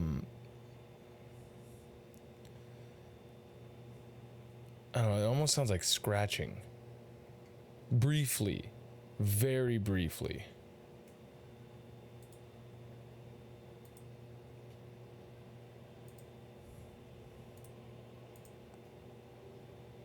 Right. Well, what's of it then? That looks like the discarded weaponry and shit. You said this is the room you want to be in. Is there any particular reason why this is the room you feel most comfortable in, Carl? Well, considering you're standing all over things that I made with my own two hands. Yes, that's right. You are a blacksmith smith. owner, Correct. a business partner to Mr. Franklin. Well, I'm also his cousin. You see, usually people like you are good with your hands. Is that Very. correct? See, I don't mean to jump the gun here, but it is quite possible that the aficionado was poisoned. Usually hands-on people such as yourself aren't ones usually entitled to death in such ways. You seem more like a straightforward individual. Right.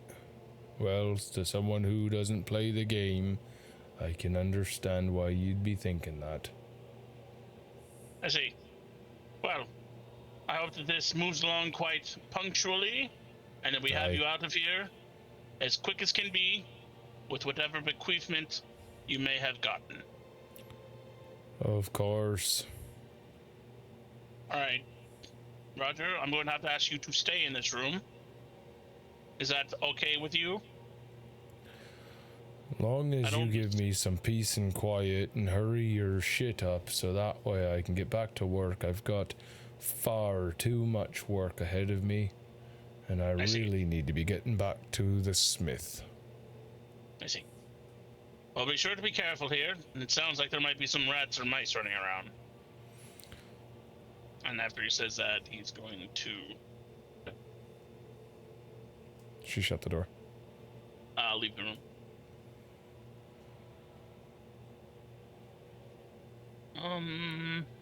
He just stands there, like, No, sorry, shut the door. oh, okay. Yeah, so you exit, you shut the door.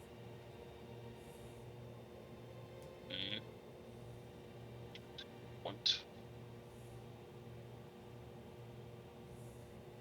He's gonna take this chair Mm-hmm. and push it up against the door. Okay, you're gonna make a barricade? Yeah. Sweet. All right, sweet. So, you have effectively blocked that from the outside. Yes. Oh, whoops, sorry. All right.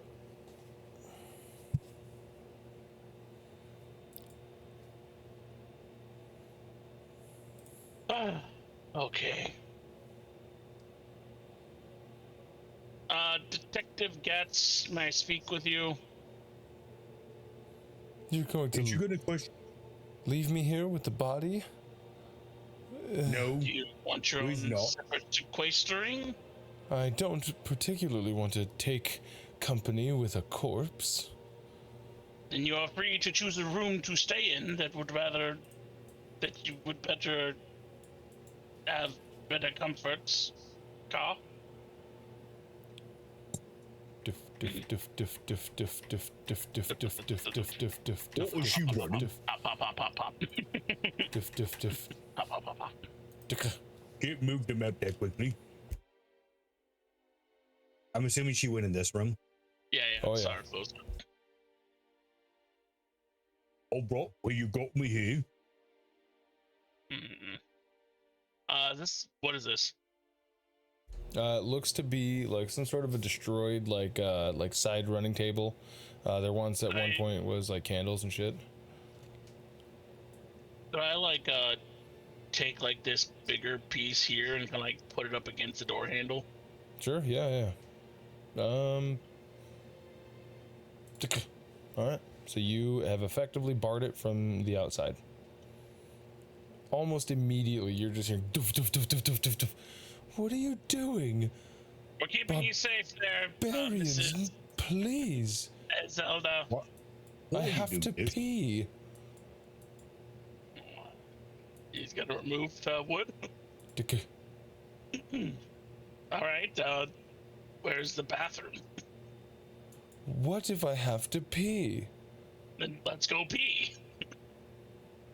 Well, I don't think now, she's- but I just think she's simply don't want to asking be locked into a room in this Barricade. dusty office. Did you investigate It the has an room? office. Excuse me. Hop up. Hop up. How do you know it's an office, ma'am? You said you didn't do no business here. This whole place is an office. So here, right? Hold on, one sec. Whoa You now. run down Whoa now. office. I'm trying Right. to go low. I got you. And Right. my guy's frozen. Right here. Hold on. As you're walking in, you guys would both see that the cobwebs here super thick, but you can see what looks like a fucking hole in the floor.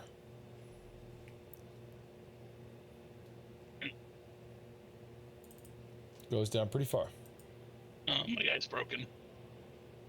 There he is. No, I can't control him. You can't? No. Try again.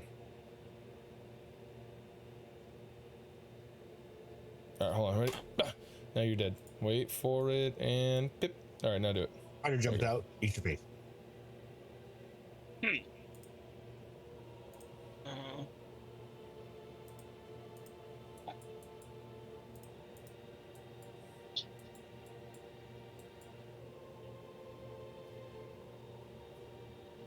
Oh, there's supposed to be a door here. Hold on. There is a door there. I see a no. door. No. Oh, right there. This is a door. Oh. There you go. Yeah. But it is open. Where's he going? He just does his magnifying glass. Try to open this door. Yeah, go ahead and click on it. Open. Storage. Couple of. Why did you Look like choose this just- room, Mrs. Elder?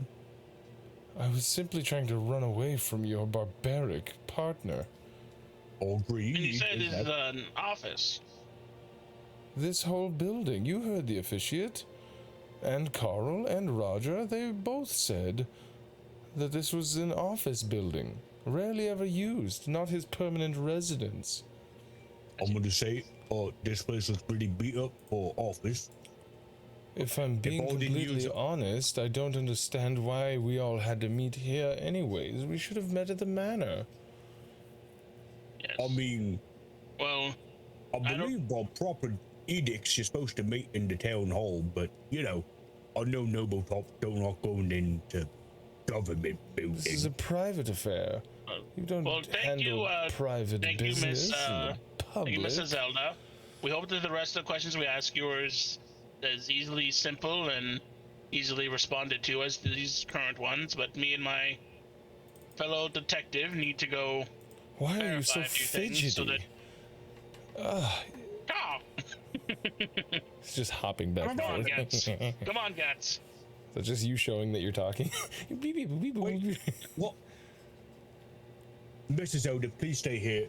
If you get any inclination that someone's trying to harm you, run out, come get me. I'll help. Of course. Thank you. I'm cool. I'm sorry. I'd like to talk to him. He seems like the good cop.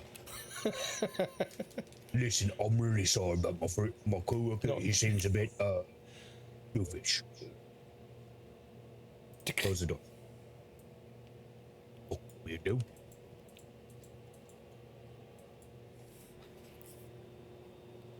Hello.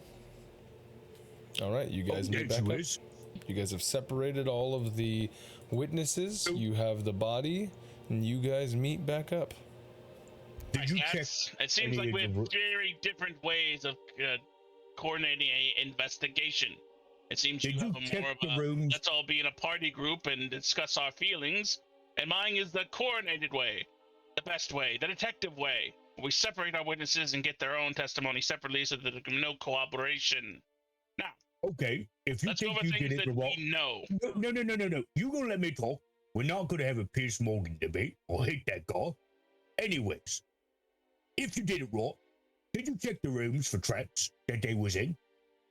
Little doors that the people could hop through and stab and then walk out? Because that's what you're supposed to do. Yes, I went around every single room. Now, back to what we're here for, the murder. So I'm thinking he was poisoned. That's Well, was my frankly. thought exactly. Mhm. Would you guys like to double check? Oh, you seem to be a bit better with the body earlier. You won't do that, and I'll check the cupboard here, where they put the drinks out. We're going to put it. I'm going to write the list of clues. Clue number 1. He's gonna pick up the cup. Okay. The one that the guy was actually drinking out of. Yes, 1 sec. this cup. Wait. Let me see that room. Let me do all of the things first. I'm just waiting on something. I it. think. Hold on. Okay. Trying to your ownership, Josh, and Yep. Kyle. All right. See if on your guys' journals tab you'll see clues, and then inside of clues is clues. I can write some of this stuff down for you guys. But that way you guys can have like a actual compendium of clues. So Okay, this I don't see cup clues. now going to be marked as clue number 1. Can I see it? Wait till I'm done. Number 2. Was there something he poured it from? There must have been, right? there's a decanter. Clue 2. This decanter. Decantor. Cup. Okay. Do Clue you know 3. which one he poured out of? Let me finish. Clue 3. From his coat, he's gonna pull out the will and testament of Franklin. Okay.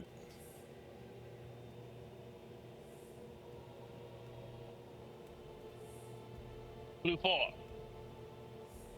Which I don't really think is a clue, but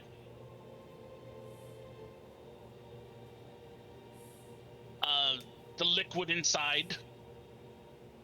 So not just the Of the decanter, but body the or the- actual drink. Right. We'll mix that in with the other two. You're right. It's kind of repeating. I must. The last words of the aficionado. What was his name? I just have him as aficionado. He was only called the officiate. Yeah, noble he only gave officiate. us. Yeah, The he only gave us- aficionado. Last words were "I must," and there's Okay.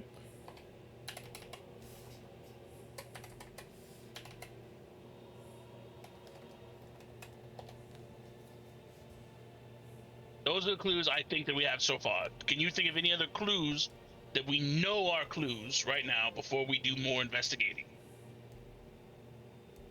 All right. First off, we need to check the rim of the glass, make sure there's not coated inside, because that's the easiest way to lace poison if I was going to do So it. you're investigating just right now. And can you think of anything else that would be clues right now that we know are clues? Not just the process of the clues, but any other actual evidence, like separate from. Did I miss something that you can think of that we know right now? All right. So, according to them, Carl, Zelda, Mrs. Zelda, and Mr. Roger are all magic users. It seems like from the insinuations I got that Mrs. Zelda and Miss Tracy don't have a good working relationship. So that's making me think that maybe Zelda is how would you say it? You're doing it again. You're investigating. We're not Okay, there what the fuck do you want? Just say you don't know any more clues. Okay, yeah, don't know clues. Okay, so that's the 4 we know of so far. And then we have our suspects. So that's our clues that we know. Those 4 clues so far that we know. Suspects are, of course, Lady Perot, Zelda, Carl, and Roger.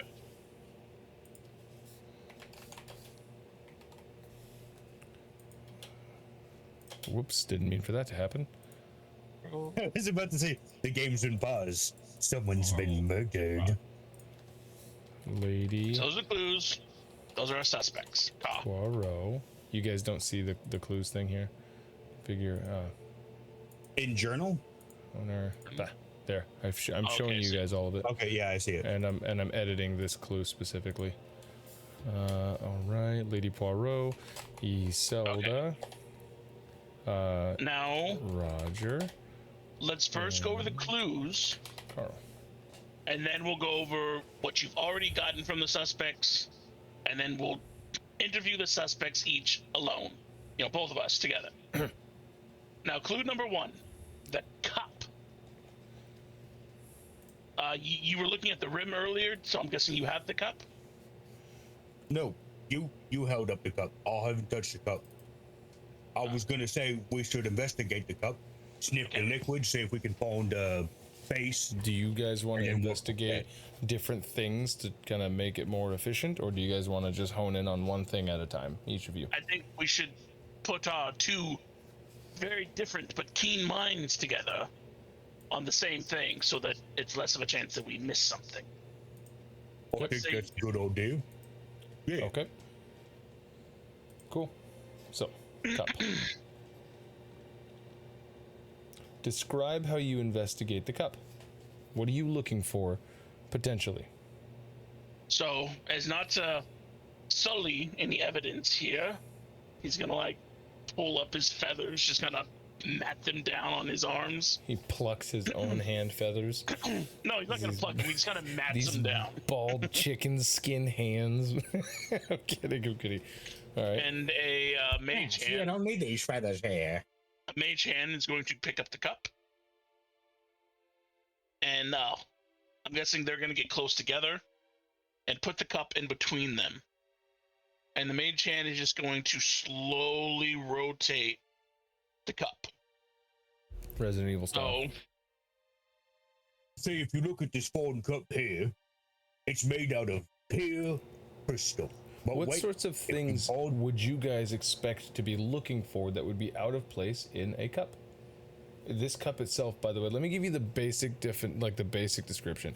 It looks like it is the same kind of crystal as the decanter, almost as if it's part of the set. Everything in this cabinet, part of the set. Now keep in mind, there's 4 decanters of different drinks.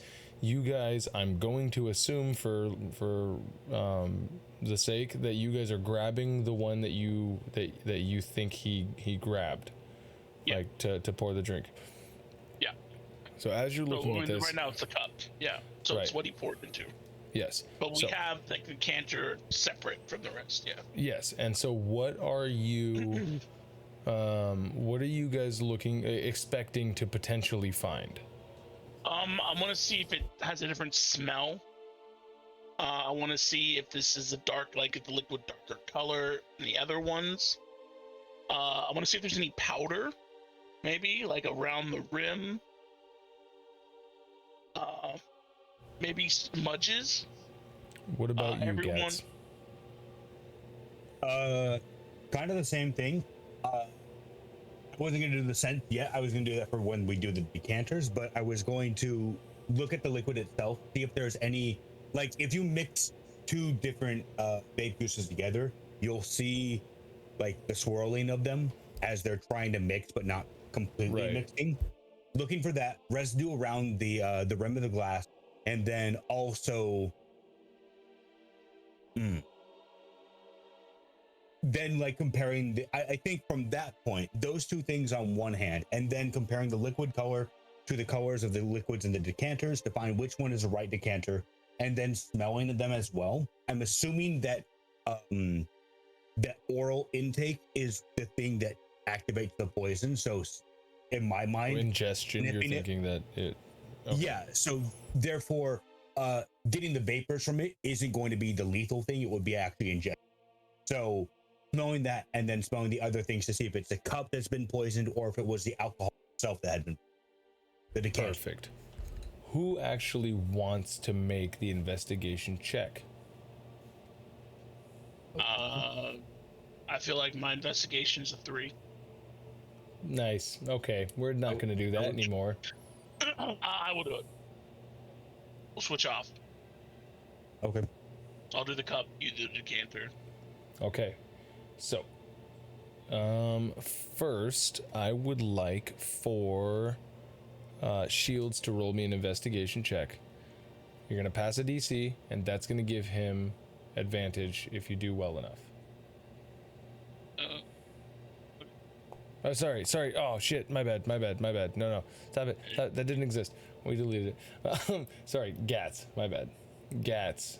I want you to make an investigation check to see if he gets advantage. Beautimus. 17. So, go ahead, Shields, and roll with advantage investigation check.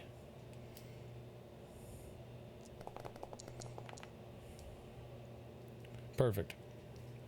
So, looking at this cup that is slowly floating and rotating, you guys notice a couple of things. You guys both know what cider looks like, right? Like, it's like apple cider. Yeah. It's kind of like it's kind of cloudy. There's usually some press residue that's still in it. It sort of has this like almost murky brown color, right? You guys see that in like the little bit that was left, because when he collapsed, the majority of whatever was in there spilled out, right?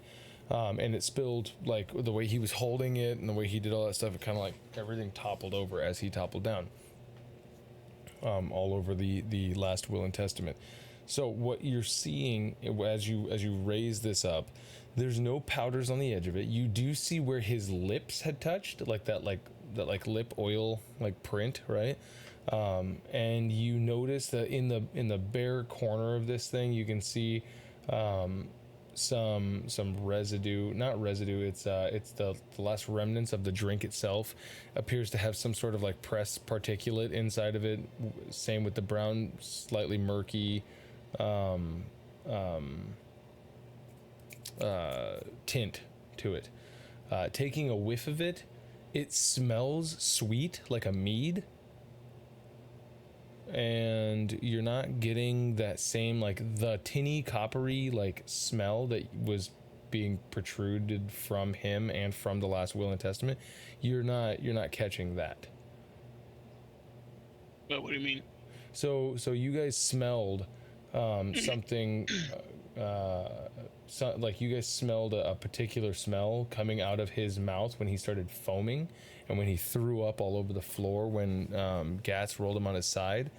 You're not smelling that in the cup itself. Okay. Are there any fingerprints inside of the glass? Like, I know that some crystalware you can't see it, but some you can see where the finger has been pressed to the inside rather than the outside.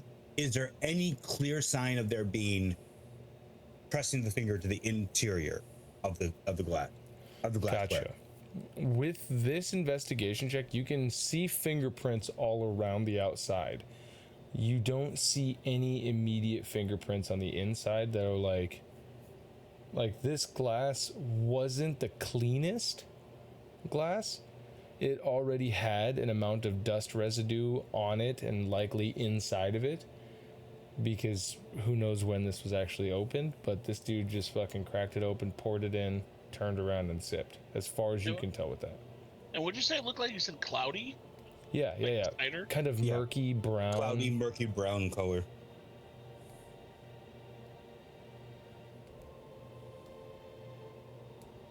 So we're not getting much from the cup. Smells like sweet. Mhm. Can I Fruit on check the inside? It's cloudy brown.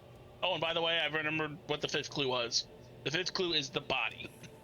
Oh, the actual body itself, right? Yeah. Oh. I knew I was forgetting one that I was thinking about. Body of the officiate. Okay. Okay. So with the cup, it looks like it's from the same set as the decanter. Mm-hmm. There's 4 different sets. They all look alike. There's 4 different decanters.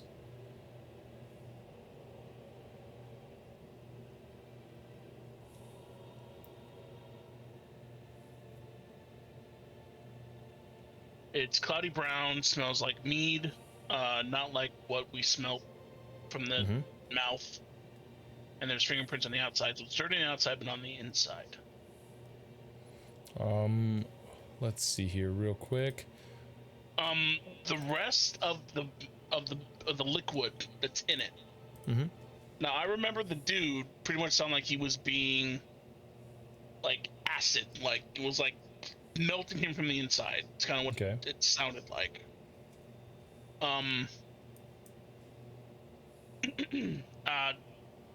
Gatz, I don't really have the same anatomy as skin that he might have. Do you mind putting a drop or 2 of this on your hand or some part of your skin to see if it affects it? Yeah. Like some type of acid? Okay, so you can.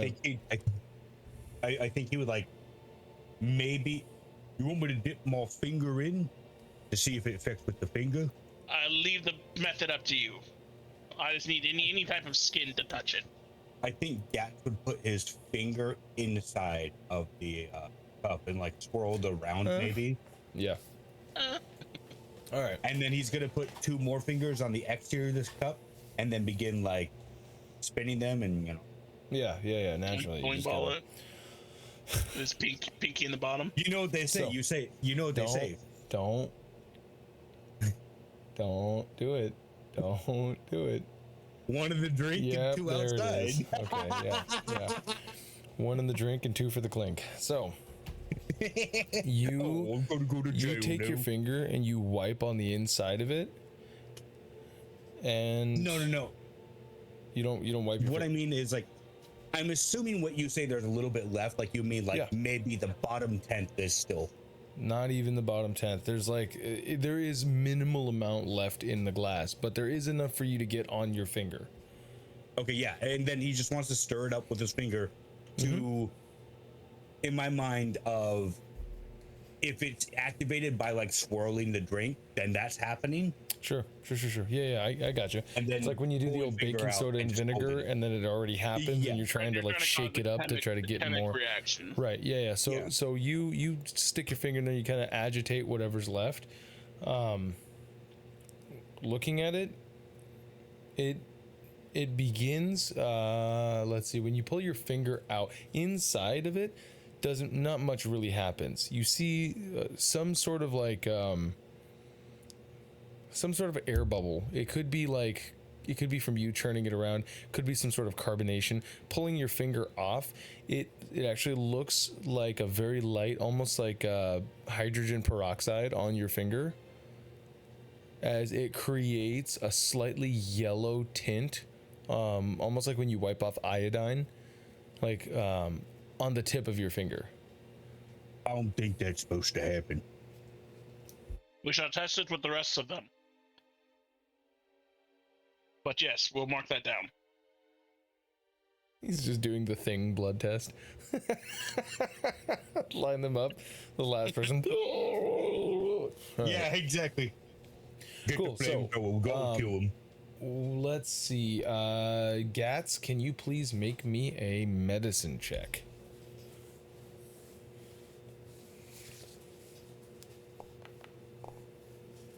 That's 12. No, 14. Yes, this is some sort of an acid. Whatever is reacting to your skin is having an acidic effect. You can feel it as it kind of makes this almost like slick feeling of the breakdown of your skin ever so slightly. I'm gonna wipe that off and like, if there's a book or if there's like some clothing nearby, just wipe it off on that. Sure, you can wipe it off on the officiant. I don't want to desecrate the dead. I'll just wipe it off with my pants. No. Look, if you wipe it off on your pants, nothing's gonna happen. It's literally like just a layer on your finger. It's not alien's blood where it's gonna just fucking burn through the whole of the ship. Oh, you feel one of your legs give out. Acid has totally eaten its way through your leg completely. In a matter of seconds. All right. So, on your clues or whatever you want to call it, you guys both now know. 1 second, I'm gonna pull this back up.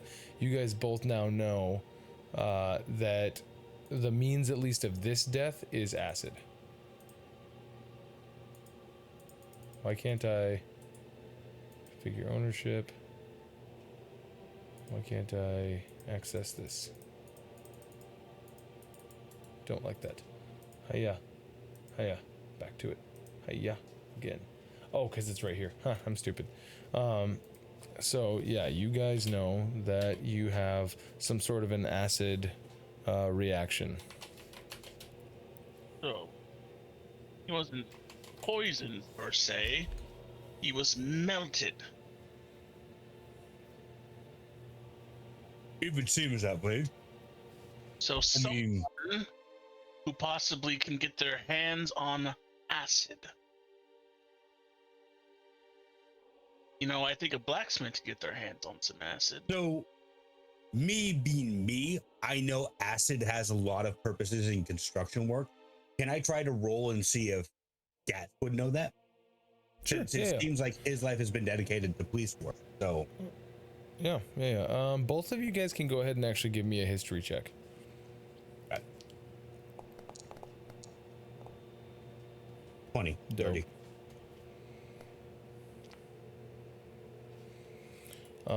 Yeah. As far as that goes, both of you guys are right. In construction, there's plenty of different uses for acidic stuff, for corrosiveness, whether that be for maintenance of tools, which he's a blacksmith, so that kind of corroborates that. There's also It used to be used in etching. Exactly, etching. There's also cleaning of certain like mineral materials. You can use acid to kind of get rid of a lot of impurities that way.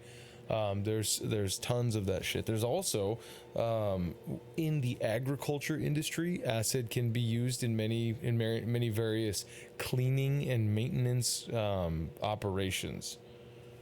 Production and cleaning. Which this is a farmstead, right? This is an agriculture area that you guys are in. He does do ranching. Perhaps there is a use for that here for like leather works or anything sort of like that, but there's no real leather work here.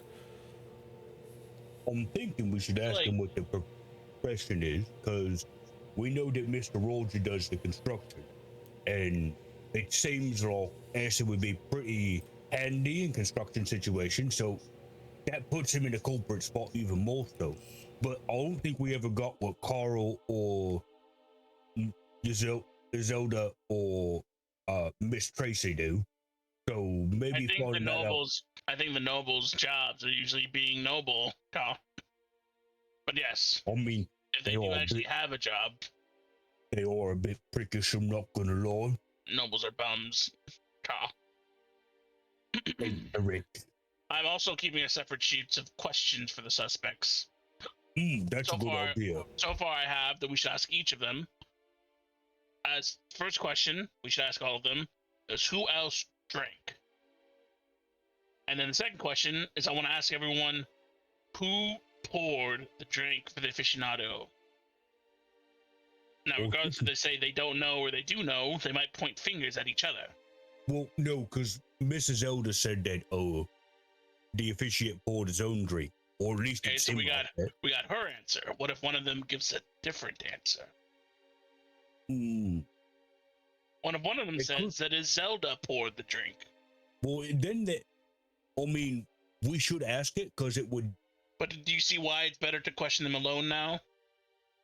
Well, They could all hear her say that and be like, "Oh, yes, that's just what I'll say."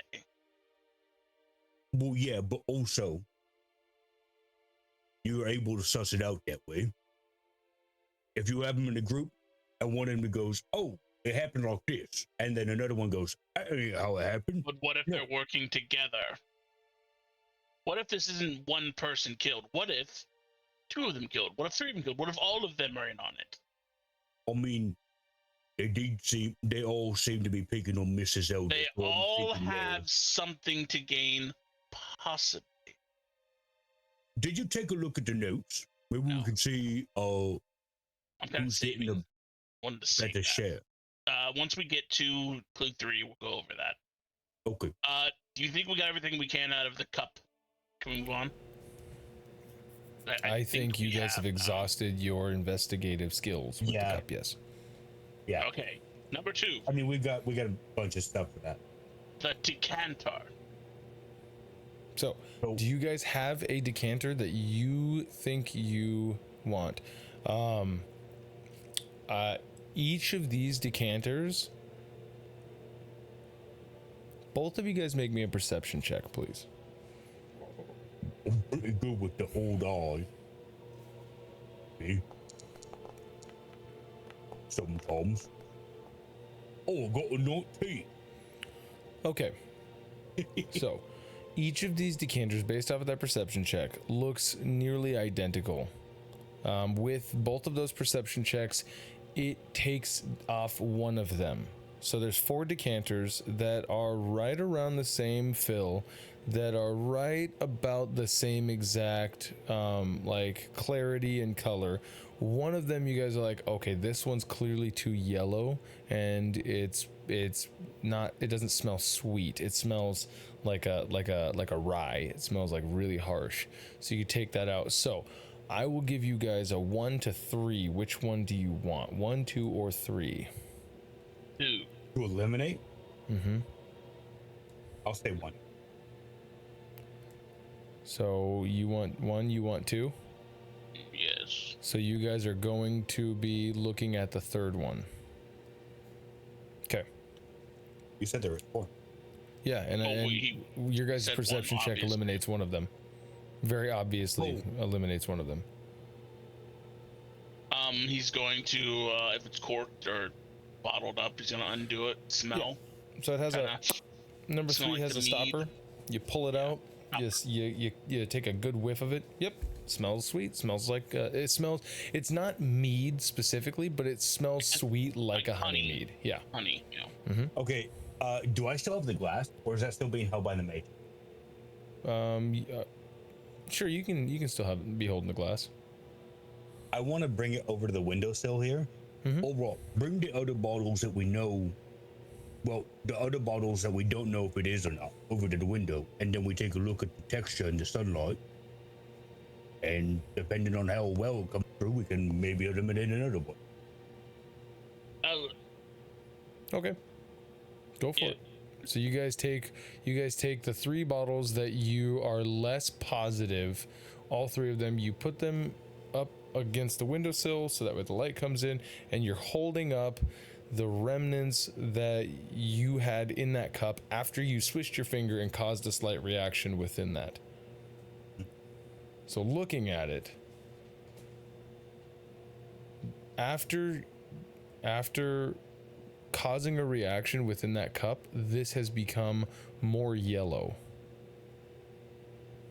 and less murky brown.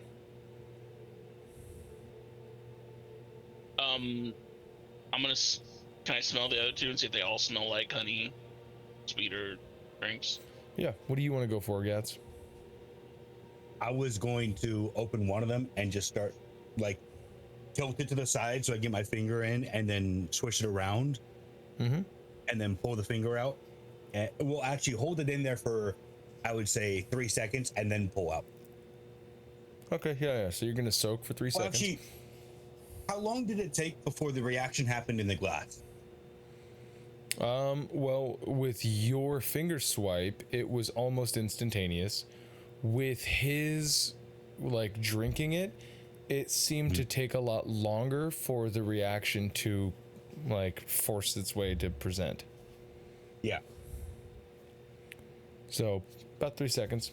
You're gonna start doing that, and then Shields, you were saying that you wanted to hold it to the take out the decanters and start smelling them to see if they all smell like mead.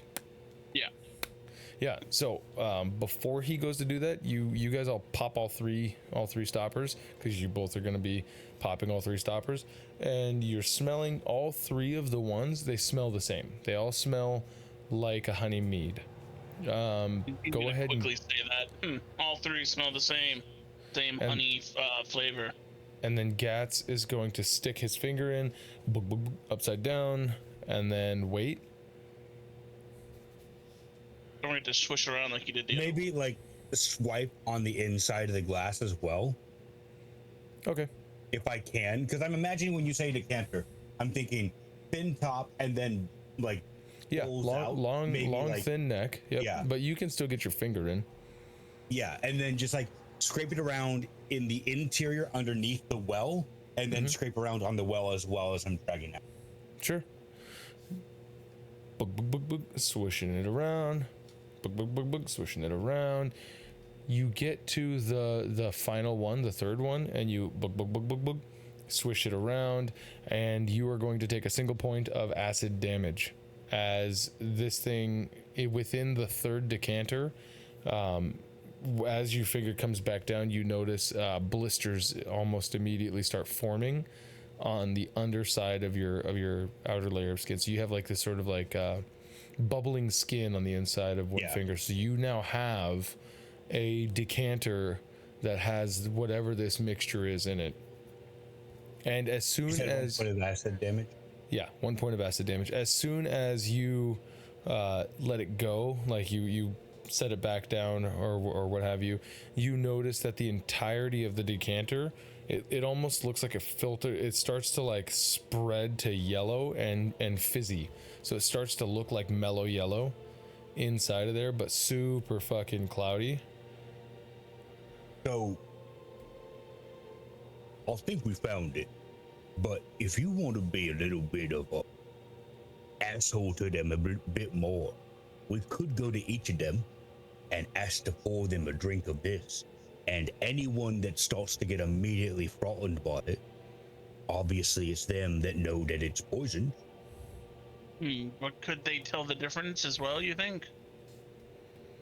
Because they I mean, see that he died from drinking. By the poison. way, the one that you have yellowed, right? the one that you have identified now as the one that contained the acid, it looks nothing like the other 2 now. It looks like very cloudy yellow carbonated drink. I think they'll just think we're gonna try to poison them. I get what you're saying, that's smart, but I don't think in this scenario it would work. It might be a good interrogation technique, though. Write it down. We'll see if maybe it feels like it. Oh, that hurts my fucking finger. Unlock it. Okay.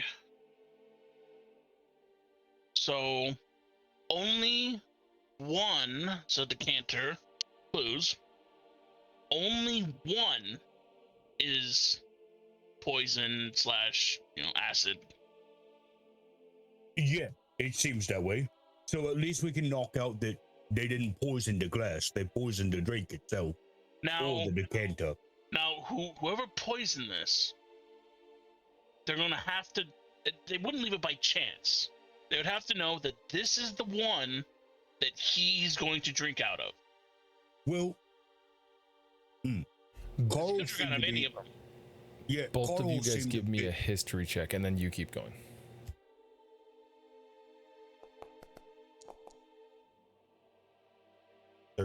Shit. Carl seemed a bit drunk. I could smell it on his breath. So, I think, He's been drinking, yes. yeah, but I mean, maybe it could be that maybe he knew that he locked this specific decanter, but they all look the same, and this one's didn't start bubbling until I swooshed it around with my finger.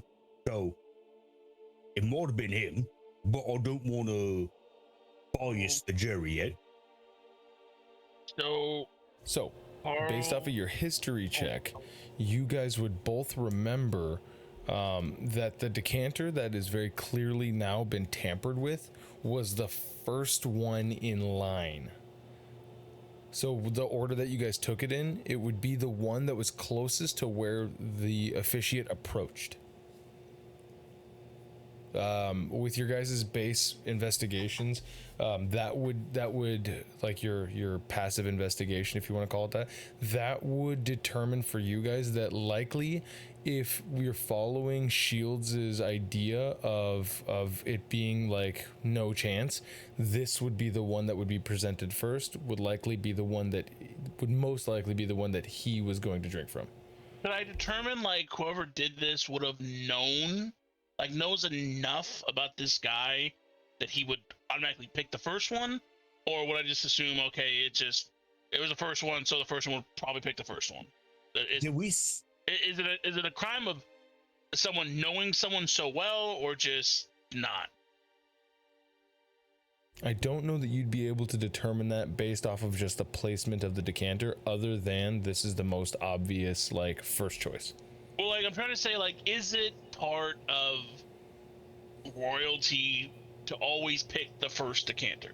Like, is that no, like a no, thing? that's not a thing. No, So it just seems like, okay, that's the closest one. He'll probably grab that one.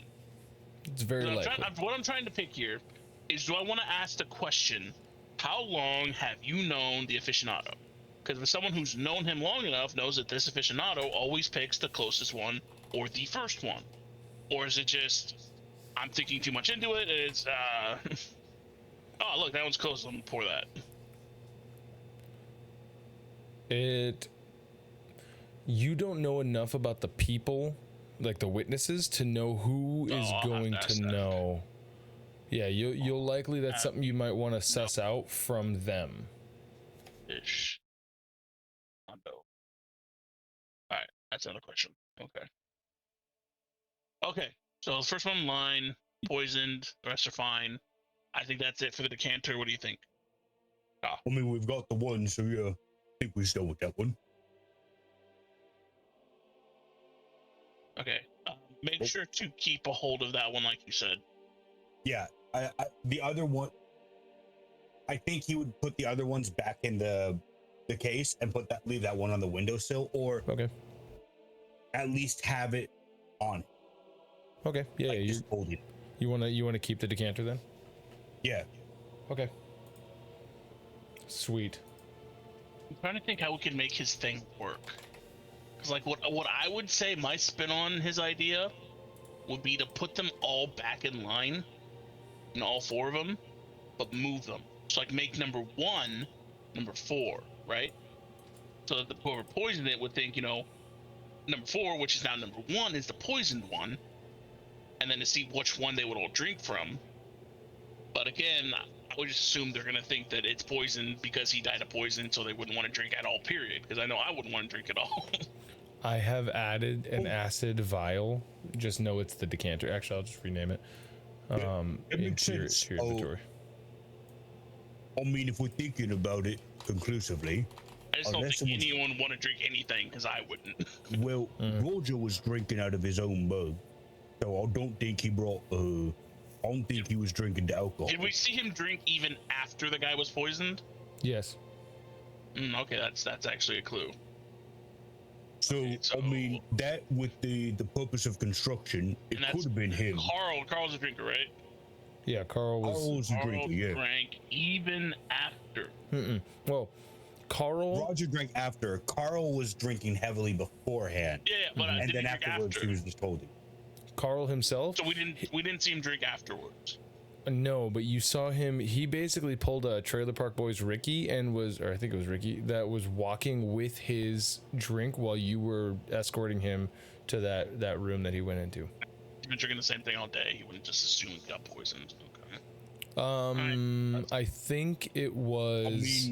I think it was the Gatz. safest way to not get poisoned. Gatz, you don't have to roll a history check for this or anything. You saw Carl pour his drink from that same cabinet first. Oh. Yeah, the cabinet, but not the decanter, right? Yeah, but you didn't see which decanter he pulled from, but he approached the cabinet first. He poured a drink as well. Yeah. And he didn't pick the first one, presumably. Did anyone else drink that we could think of? The two ladies didn't seem to be drinking, although Miss Tracy, according to the officiate, was cussing up the storm, so... So we didn't see anyone else drink from any of the decanters? You guys never did. Okay. Just Carl. Okay. I think that's all for the decanter. Let's see what we can make of this last will and testament. I think we might get more clues about the gently people. Pulls it out. You pull out the remains. He's gonna walk over like here so he can have something to put it down on. Yeah. I don't know, whatever this is. What you see when you pull this stuff out is that the acidic solution that was like activated or whatever you want to call it has eaten a big spill hole through like the center, like nearly the entire body of text. What you're pulling out is more or less just like half of the papers. Yeah, go ahead. Can I recall who said quickest to pick up the papers? Yeah. Because I remember someone very clearly said, quick, get the paper. Roll me a history check. I remember exactly here. Oh. Here you go with the history. Sometimes. Can I get that advantage because I'm super cool and super awesome and I'm the nicest cop in town? One of the men said it, but you don't remember who. Well, if they knew it was poison, I remember one of the men was the quickest one to hop on the idea of picking up the paper. So, obviously, they didn't mind him being dead, but they didn't want it mixing with the acid. So that might be why. So, what can we make out of this? So, with the last will and testament, what you're pulling out is about this much out of a full paper length. So what you're seeing here, I've got a little less than half of a page. It's not ripped, it's been like eaten away, and it's like a stack of papers. What you're seeing at the top is mostly like the letterhead. You know how they always have like the frilliest T that's all framed and all that shit? Yeah. And then it's all like regular handwritten like script on this parchment. You're seeing, go ahead and both of you guys give me an investigation check, because you've got several pages of this. Fucking slick. Natural 20, baby. I'm the best at this. Gorgeous. So you guys together, like while you guys are pulling these pages apart, Shields, you're noticing that, like, I mean, the majority of what you're seeing that's left out of the top is not going to help you guys determine who's getting what in any respects. It seems like the majority of the paper being dissolved in this acid has kind of left out a lot, unfortunately. Gatz, you guys are separating these pages out, and you notice on the very last page, almost imperceptibly, where like the acid has actually kind of lifted the ink that was on there. You barely are able to make out due recent Sorry, I'm gonna write this down in the clues note, but it says due as in DUE. Yep. Recent. I'm assuming there's a space between these words. There's there's missing text in between these. Like the asset has etched out those. Yeah, do recent threats. Third will. In house. You bastards. In hell.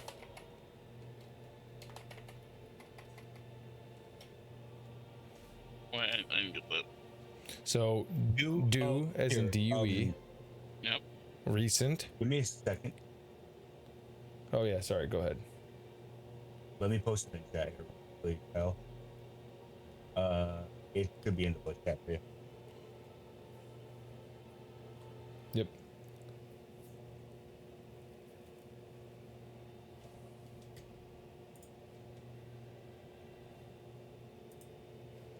With that investigation check, is Gatz able to detect, like, okay, between due and recent threats, how, like, there's enough room for like 2 letters, and between recent threats and third will, there's enough room like, for 10 letters. Due to recent threats, a third will has been stashed in the house. See you bastards. I'll see you in hell. In hell. Yeah. You guys could surmise something close to that. This is what you get off of that investigation. Fucking nat 20. I don't know what I said. How dare you make me try to figure out this fucking puzzle by us. I mean, for what it's worth. For what it's worth. Yeah, go ahead. Sorry. So it's quite possible there's another will stashed or hidden in the house. We couldn't make out anything of the will. Just the introductory shit. Yeah, the introductory formalities, but nothing actual tangible that says who gets what. Looking at the other papers of the will, does it have flowery language about each person? Like, oh, to Tracy, my beloved wife, even though we haven't seen like, is there any flowery language about every single person in the case, or no? That stuff has been mostly ruined. With that investigation check, you aren't able to. You can surmise. Let's see here. Because the main thing I want to figure out is the relationship between the owner and then like the context of, regardless of what he left, whether or not there was like a positive or a negative. That would be the ideal, but what Gatz would really be worried about is, at this point, Zelda isn't related to the family, and everyone else in the room seems to be making jabs at her, small jab, but Tracy extremely doesn't like her.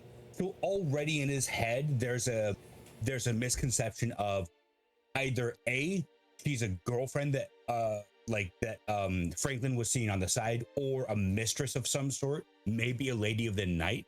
Hence why the other ones are kind of making these jabs of her not being a true noble. That's what, like, Gatz has already inferred that. Gatz kind of wants to cement whether that's you're true, looking for validation of that of some sort through this. Either validation or proof that that isn't true, and Zelda has a different thing with it. Hence why, if there's flowery language, more oftentimes someone is going to use flowery language with people he loves, and then not so much. If I write a will today, the people I really care about, I'm going to go, you were my best friend in life and death, or whatever, you know. Whereas with someone I don't give a fuck about, I'll just be like, hey, we knew each other for a long fucking time. Fuck you. So with that intelligence check, so you've got 7 pages of this whole thing, right?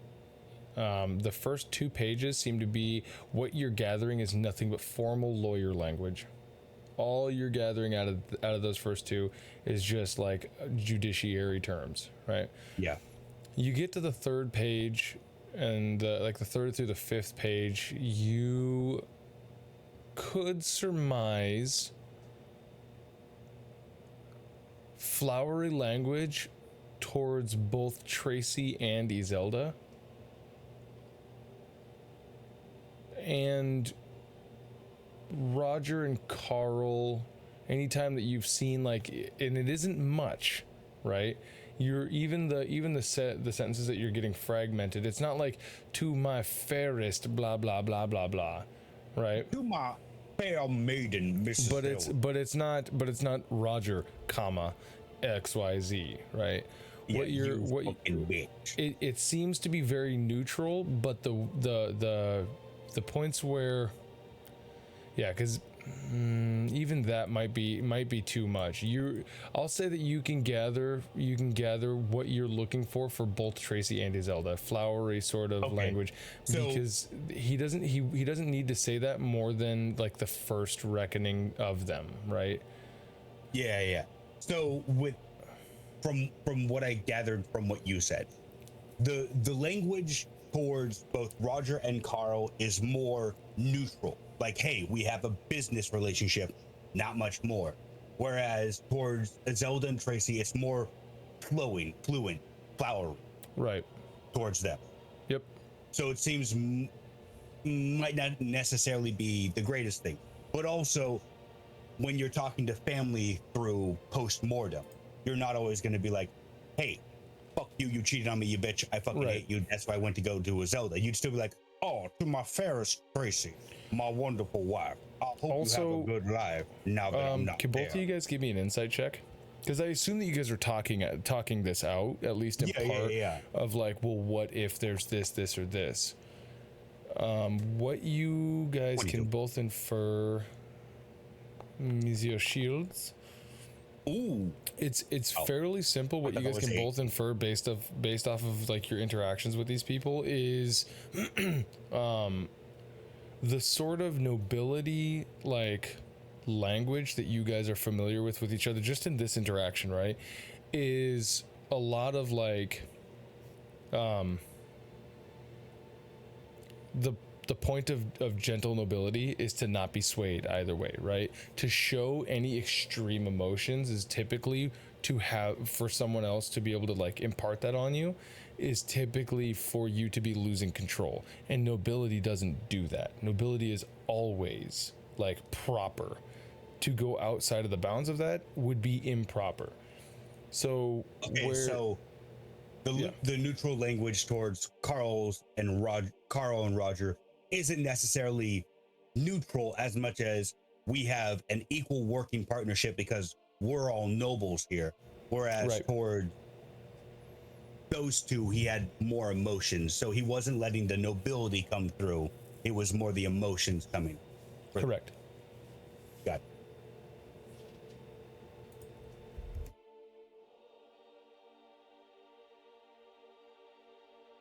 Sorry if I'm metaing a little bit. Okay. So is that all we're getting out of the will? That would be it. Okay. So, something to do with with what we can possibly put together with what we can read. The dupe, recent threats, third will, in-house, you bastards in hell. I think coincides with Crew 4. His last words were, I must, and there's another will. I must get the other will. That's true, but the other will could give us more insight onto the people, but also it's not essential for solving the murder. True. But I think we should try to look for it. But must finish. There's the fire out there. There's another. So that could be something to the in hell on there. I'm thinking. His last thoughts weren't of dying. The officiate? Yes. I mean, there's supposed to be kind of. I mean, they're supposed to be kind of impartial on this stuff. No, But I think my last thoughts would be save me, help me. His wasn't. I must. There's but yeah, I think there's a hidden will somewhere. Can I check the top of the cabinet? Like, how tall is it? Like 10 feet tall, and I can't reach up It's there. about 8 feet tall. I mean, you could probably Can I climb try up and, on like- some of the like detritus around there to try to feel up. on top. Yeah. I want to see if there's anything up there. Like, I want to begin investigating in this room specifically because I'm sure it's not in this room, but still clearing our options one by one is going to get us on the right path. Do you think they meant to hurt the will as well? Because why acid? We live in a society where poison makers can be on each corner. Any rogue or nefarious person on the street will sell you a vial of poison for under a gold. But acid. True, Acid but does also more. Acid does more than kill you. acid also dissolves. acid's also a bit more easier for certain sectors of the industries to get. Hence why I was like, maybe the construction That's Roger did it. true. But I mean, Because- all of these are just us assuming. Because now maybe it just was easier for them to get acid. But Yeah, I mean, I wouldn't, to be honest, I would never think of poisoning someone with acid. It wouldn't be anything I'd think of. I'd poison them or poison. I'm gonna get down from climbing up and like poke the guy's like feel his face, like his arms, like feel for. The body's next. The body's next. Okay. Well, Just let me finish this thought. yeah. Now, what if, with the acid, they were trying to do more than poison him? Who stands to gain if there is no will? I mean, Carl did say earlier to Zelda that you're probably not. Wait a second, let me get more proper. You're probably not gonna get that much from the will. Well, I know in some fantasy lands, if there is no will, it automatically goes to next of kin or, wife. Is that? That's true. I'm trying to remember. Is that the same in these lands? That is the same in these What? lands. That's the same in these lands. okay. I was So, about to say, yeah. The generic fantasy next of kin like order of heir is the same. Wife, okay, so wife, then family, and then down. So his wife, isn't his ex-wife Tracy?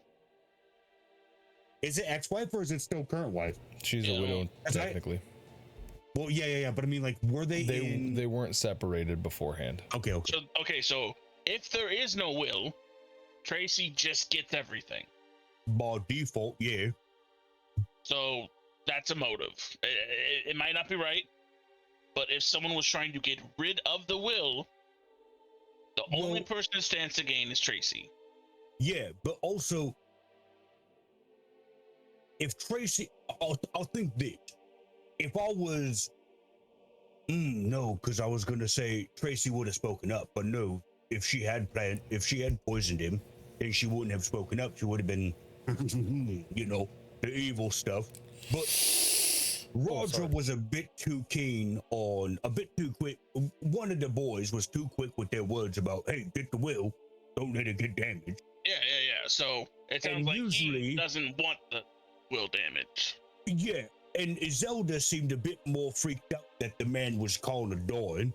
So, and I think someone else in the other guy who didn't say the will thing also was a bit freaked out, or like, oh no, he's dying. But I do think one of the boys seemed a bit worried about the will, and that would make sense because if I was to be on part of a will and I saw it dissolving in a goopy liquid that I planted there, then I would be freaked out too, because that's my portion going up in smoke. Real quick, you guys have Also- unlocked. You guys have unlocked the next chapter. parameters of completion. So you guys have played LA Noire, right?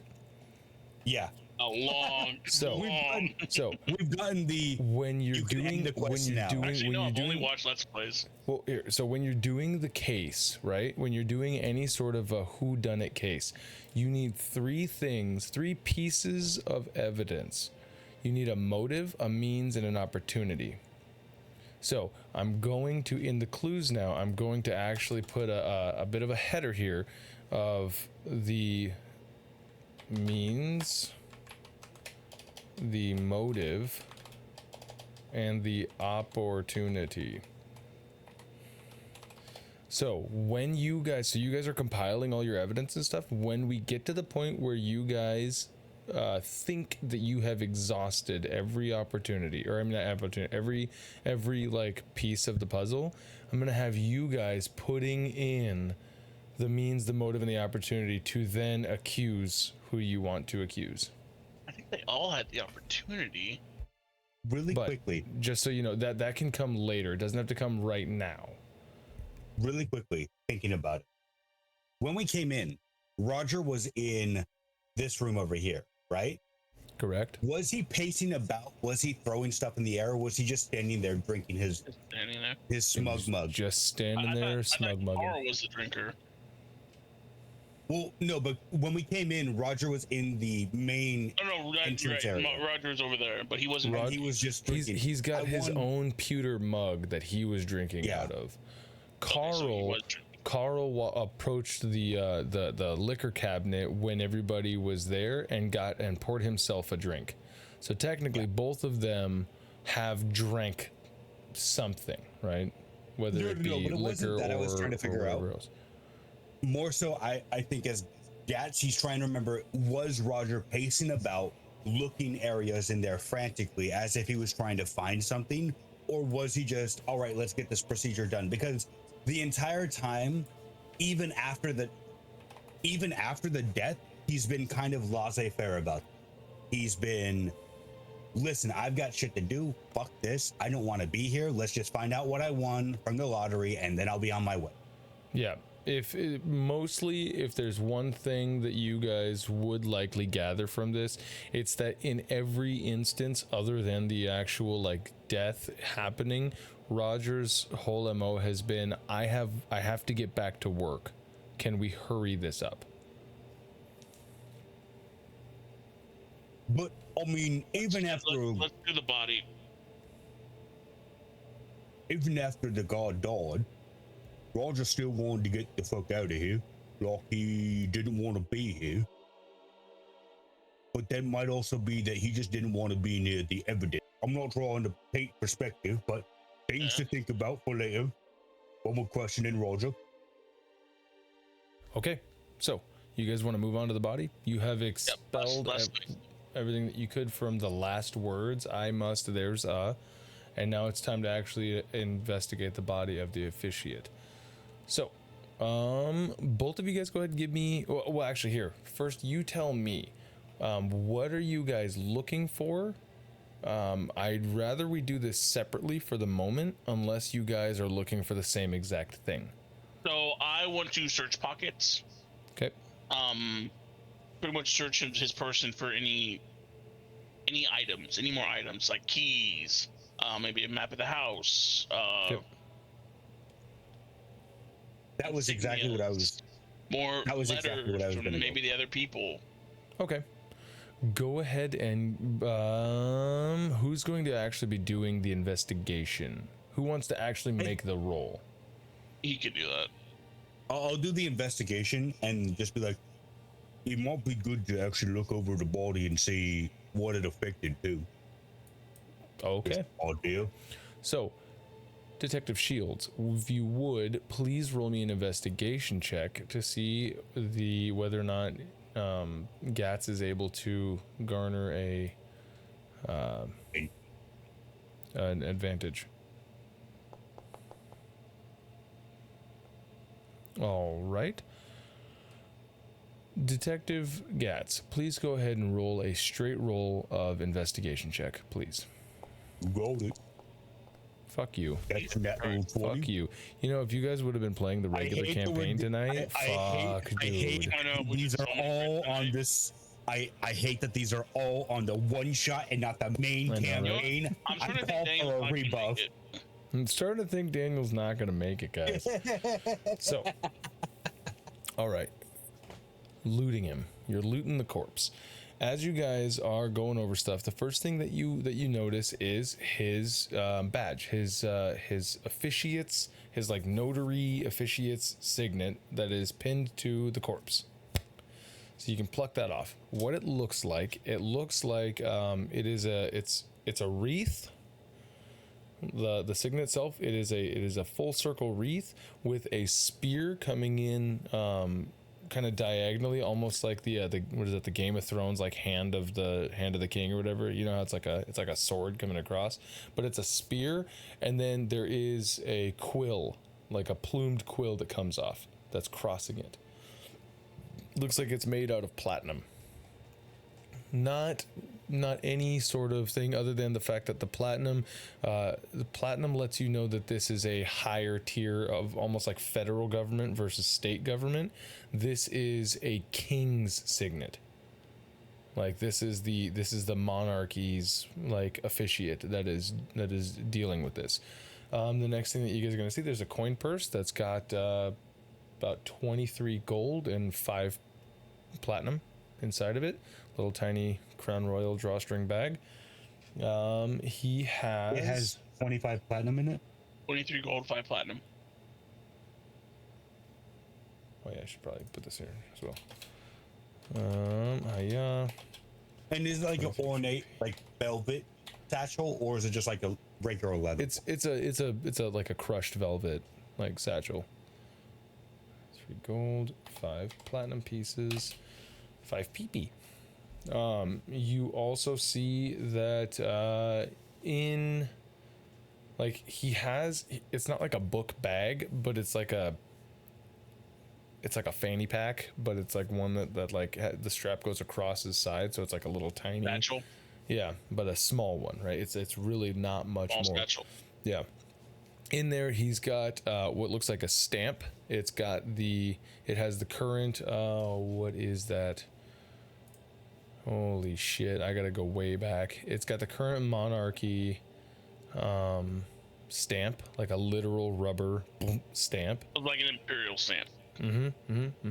Of the fucking monarchy. It's in my notes, but I gotta go to the Sigil? Wayback Machine. Yeah. It's for basically for Are you talking about the shield thing, or no? No. Well, technically yes, but it's the emblem, a stamp, so that way he can say this has been officiated. Boom! Now this is law. He's got that with a little ink pad, and it's completely modern, as you would think, a big wooden handle on an ink pad. Because I don't know if you guys remember, many places in this world back in campaign 1 had a lot of modern aspects to them. So in this pouch that you guys have, as you guys are kind of rifling through it, you see he has there's a small map that just shows him it doesn't show much, it just shows the journey from here, or from Karan to here. So it's a tiny little map. And then let's see here. What did you because you got so high, you also see a little slip of paper that has been folded in half. It is like it's about the size of a credit card, like what we know as a credit card. It's been folded in half, and you see a mouth print, like a lipstick mouth print on it. Ooh, that looks fancy. He's got a love letter. Unfolding it, there's no writing on it. There's no nothing. It's just like a card, like a little tiny card that has, looks like someone folded it and went like this, down on it. What they just folded it with their, and then color is sealed the it with their lip. lipstick? The lipstick itself is a sort of deepish maroon.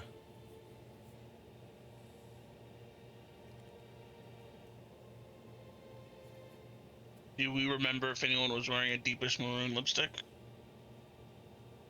Not off the top of your head. You guys can both roll me in a history check. Sorry. I'm pretty hot. Shit. Nah. Have fun. Neither of you guys remember off the top of your head. This dice hit mine. I got a 16. Holding the note up to the window, like with the light shining You mean through it. the card? Do I see? Yeah, like I'm trying to Okay. more or less find hidden tech. Gotcha. This is super thick. There's no light that actually penetrates through it. So think of like a business Are card. you saying like? I was gonna say like napkin thick or like Like business printer card. paper thick. Business card. Okay. Oh, this might be able to get dissolved in liquid. Well, I don't think we should put the acid on here, maybe. Oh no.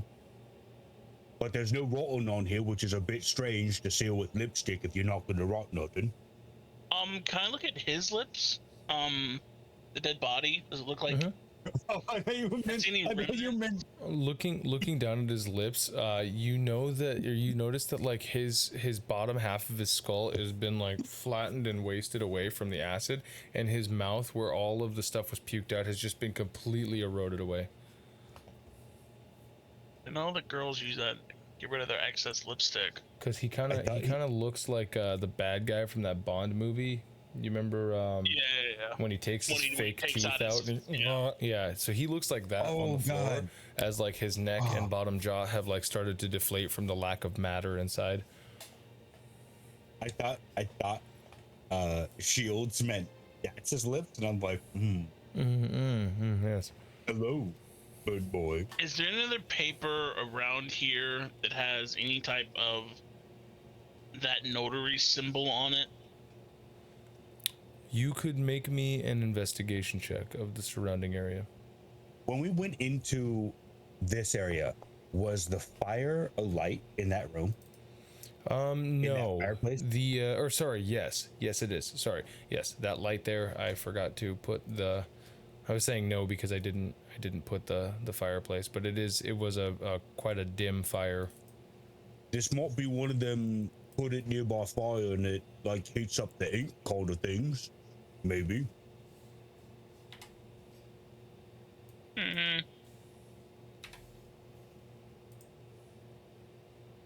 That's wrong character.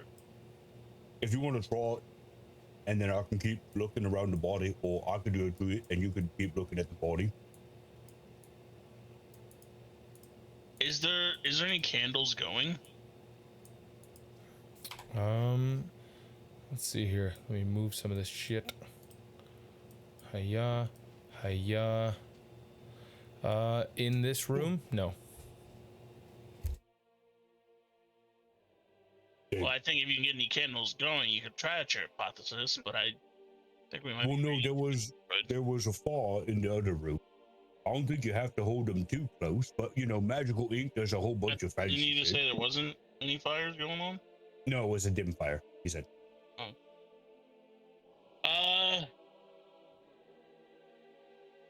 Yeah, I mean, we will say we tried. Is there anything else we could think of? So, we got this stuff. We got the signet ring, coin purse, stamp, a map to his destination. There's nothing written on the map besides his route.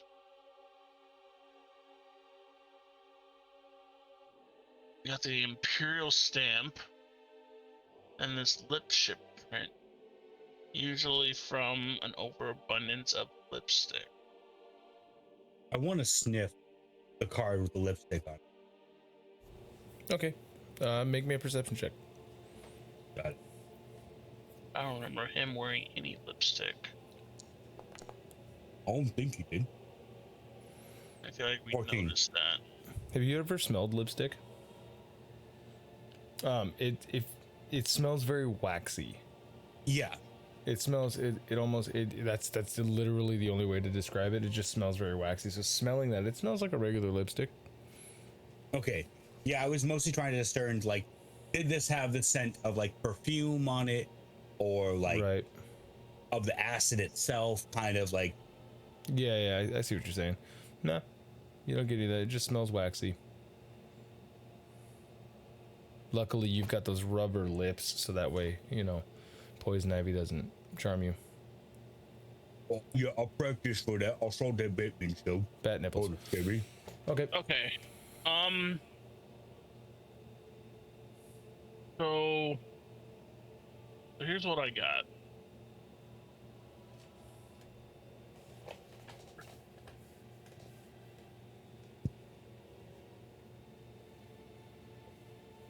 Is it normal? Oh, sorry. Put him a run. Scotty Brown smells like mead. We figured out that it's acid, so it's an acidic that it was used to kill him. The decanter, only one decanter was poisoned. And there's a first in line closest to the dead person.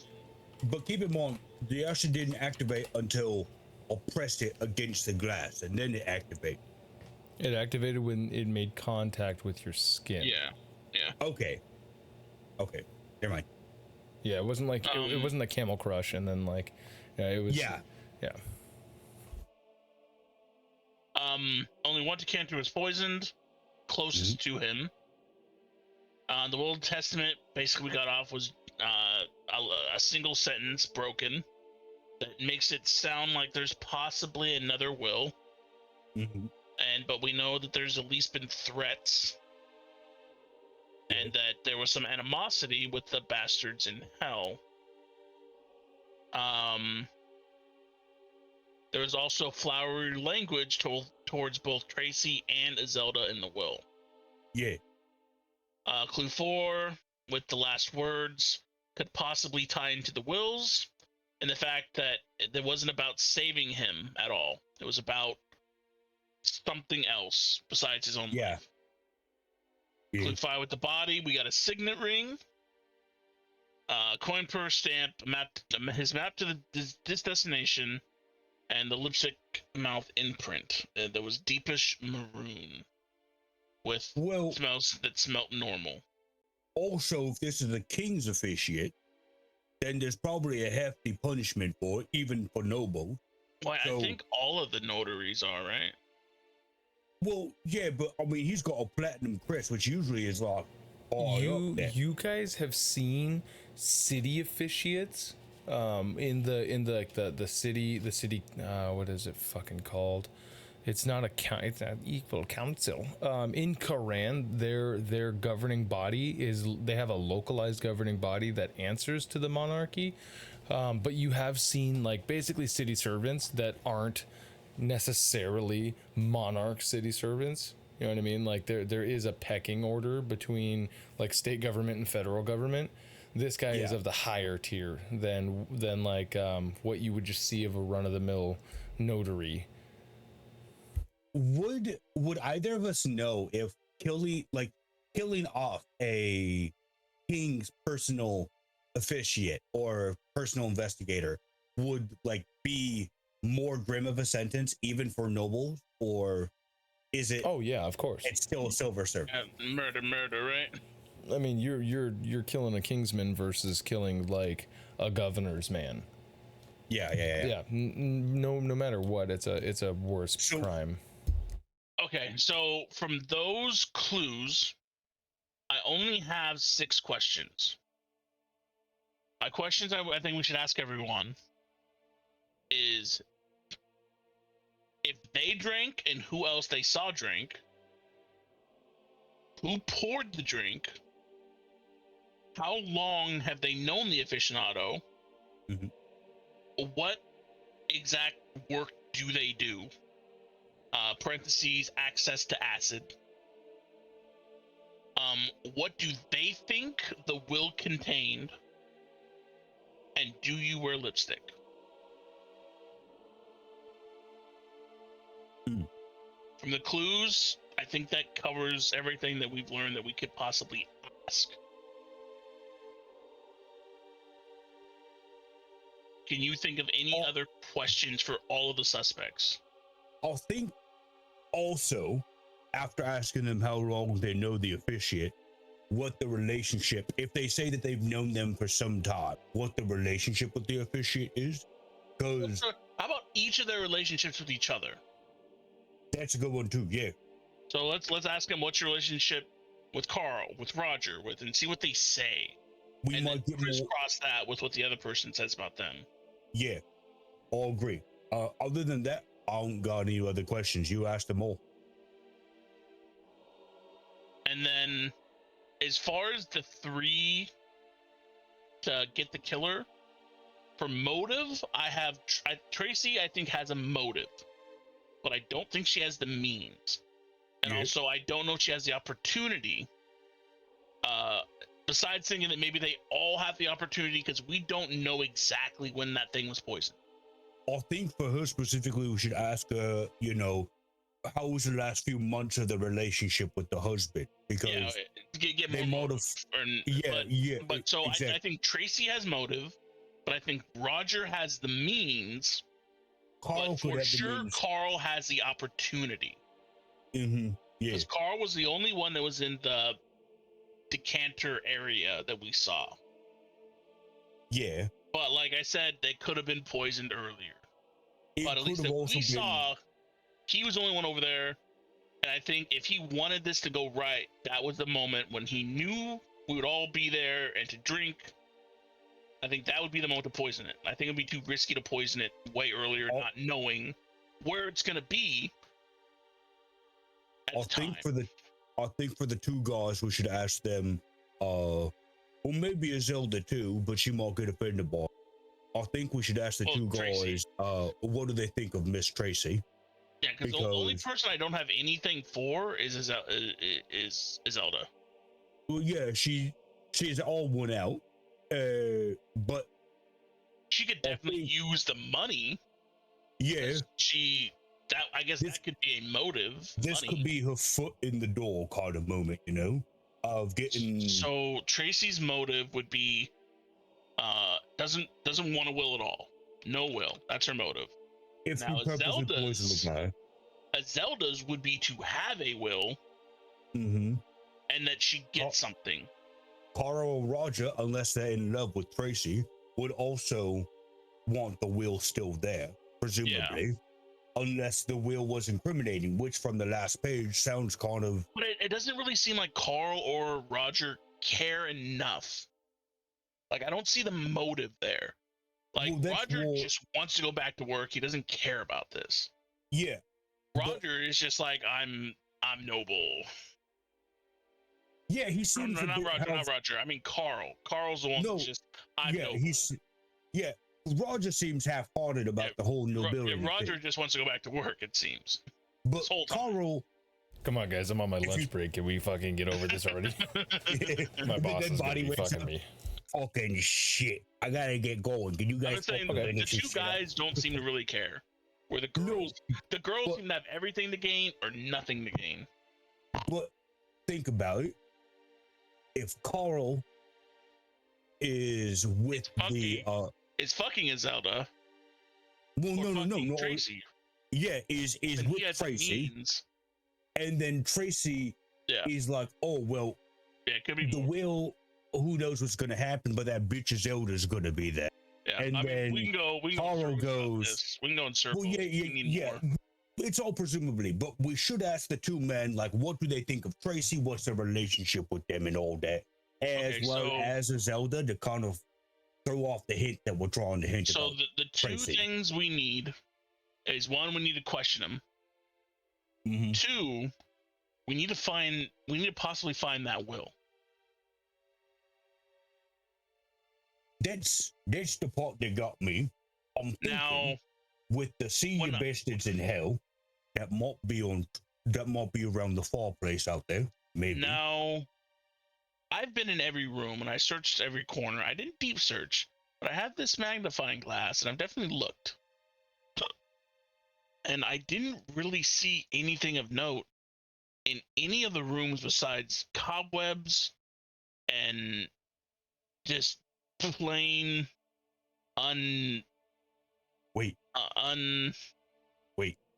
Tracy's in his office. Uncleansiness? Tracy's yeah, it's a pretty. Yeah, I don't know. Whatever the opposite of cleansiness is. Yeah, it's uncleanly. Now, 2 two things that were interesting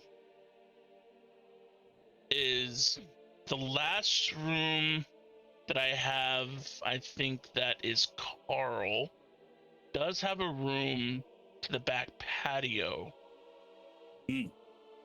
The one that Zelda's in is the office and also has a storage. And the That's one that I have Carl in has a whole bunch of broken weaponry. That's and Roger. Roger. And I heard scratching in that room. Now, it could be mice or rats, but I have not seen any rice or mats in this entire of the house. The only place I heard it was from that room. Now, there is a whole dirty pile in the corner, so it could be mice in there. But yeah, those three: back room, the office with the storage, because it might be in storage. Well, also, hell usually refers to going down. So there was that hole. It might be down there. And you said the fireplace. You said we could. Yeah, the fireplace or the hole. But I'll know that a Zelda don't rock you because you came off a bit skittish. So we want to separate and interview them. They could attack us. I think maybe having you outside while I interview a Zelda. I think the men we interview together, the women we interview separately. That could be a good point too. Yeah, I think that's a good one. But let's. Who are we gonna do first? Ka. Well, let's search that. Ka. Ka. You haven't called in a while. It's a bit weird. I think let's search the fireplace and then see if there's any invisible ink on this here card. And if there's not, oh well, maybe he had a love letter and they forgot to write because they're dumb. Who knows? Doesn't make sense for a noble not to forget how to write, but who knows? And then from there, we do Tracy and Zelda at the same time. 1 sec. From there, we should first do who is this? Roger. You want to do Roger first? Yes. That's not bad. He's right there. You said he was right by the entrance room, right? No. Isn't Roger Roger's the one number with 4. Carl's number 3. Carl. We'll do Carl first. The one with the back door. Maybe he's already left. Maybe he's already escaped. He's the only one that has means to go out the front door without us, or leaving without us noticing. I think. Okay. Well, if you walked over, there was a light right there. We would have heard it, probably. And also, I have an alarm on number 1's door, so I know she's still there. So, well, Number 4 is trapped. Number 4 is also trapped. Okay. We could try Carl, yeah. But so wait, did you want to do number 3, or do you want to search what rooms they're not in? I say let's search the fireplace first, and then the fireplace. Then we'll do. Oh, the fireplace. Okay. Yeah. Out in the main room out there, and then afterwards, we could do the bad cop, good cop to Carl.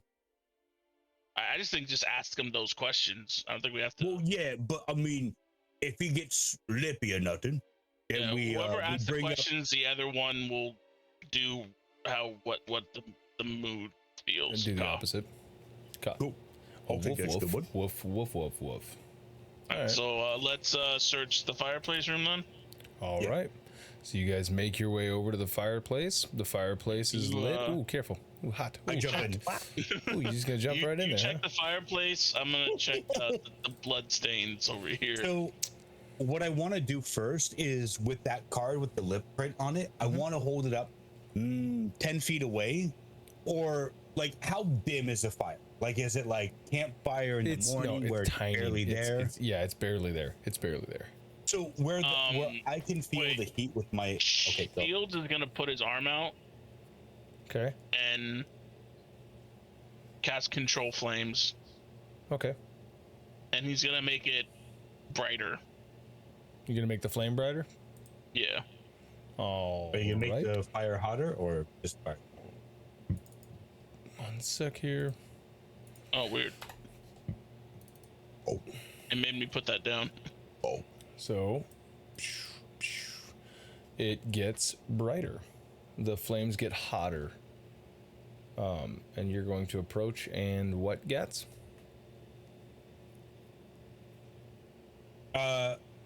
You want to do the magic ink? Yeah. Okay. Like hoping for the magic ink, and then like wherever he feels heat, he's gonna hold the card like not too far from himself, but Right. like so that the card is getting hit by the heat, but not burning up. You know? First, make me a perception check, please.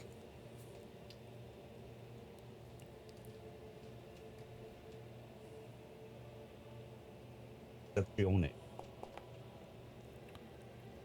Okay, so first the obvious. You approach and you feel the heat. What does the control flames look like, by the way? Like, what do you? I think it's a verbal and somatic. What do you do and or say? Shields. When you. Oh, it's just somatic. So, what does that look like to you? Not that Gatz sees it, but you're. He does.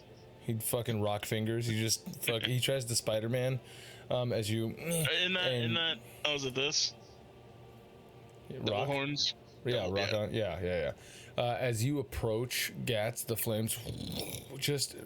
It just says I can double or half the bright area, Oh yeah. or I can expand it 5 feet. Well, it says I can do all of these. It says I can expand it 5 feet. I can extinguish it. In one of the following ways, right? Double or half On the one area of of the the bright following. light and dim cast by. Change its color, both. Change Its less than an shape, hour. yeah. Simple shapes, so on and so forth. So you're just gonna brighten it up, or you're gonna make it hotter. Yeah, I'm gonna brighten it. Okay. So as you approach, you notice like the opposite of a dimming effect. It just sort of like, but it also feels a lot cooler as you approach. Than it would if it were a regular fire. You're holding this card out, much like when fucking Gandalf held the one ring to the flame. You see this sort of like really, really flowery cursive, like really, really like almost what we would consider like elvish cursive. Thank you for undertaking this. I owe you one. Oh. Appears See in what it black says? ink. I think one of the ladies knows about the officiate here. Thank you for undertaking this. I owe one.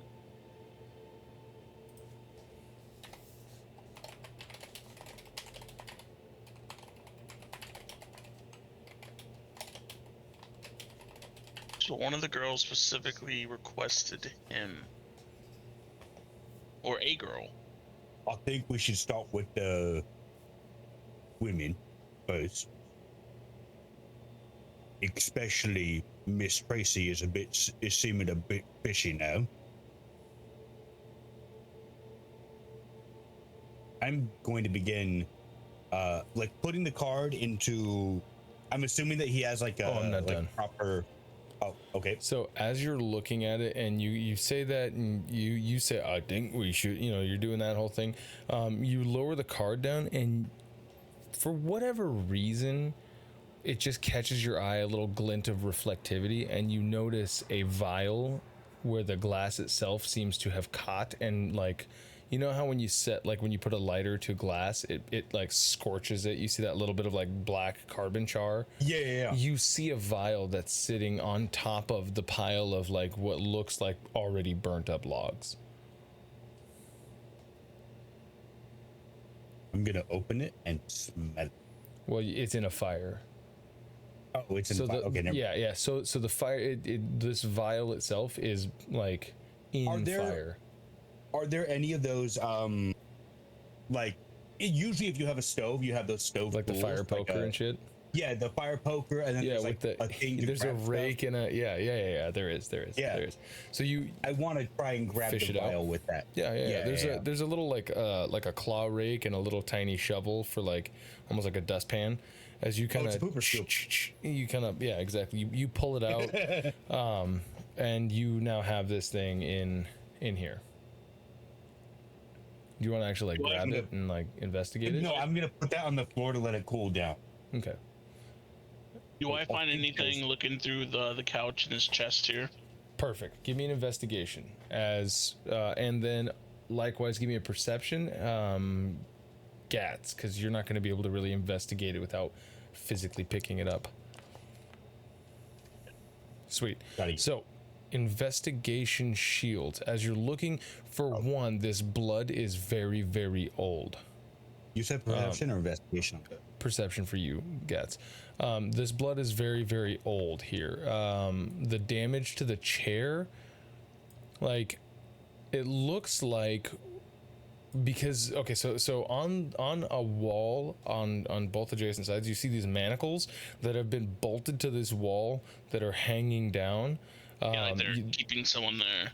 Right, exactly. And then the damage of this chair looks as if it was like ripped up, like the fluff has been pulled up, almost as if whatever or whoever was in this chair like was being restrained. You do notice a plate of like old scraps of food and several bottles of some sort of a drink sitting next to it. There is this sort of bladed weapon here that looks like it's very rusty. That has a bit of dried blood on it, and then a ring of keys, and then right in front of you is a really, really small chest. Let me take the ring of keys. Yep. Pick up the ring of keys.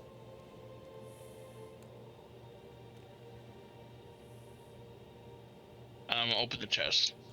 Okay. Chest is locked. I'm gonna try the ring of keys.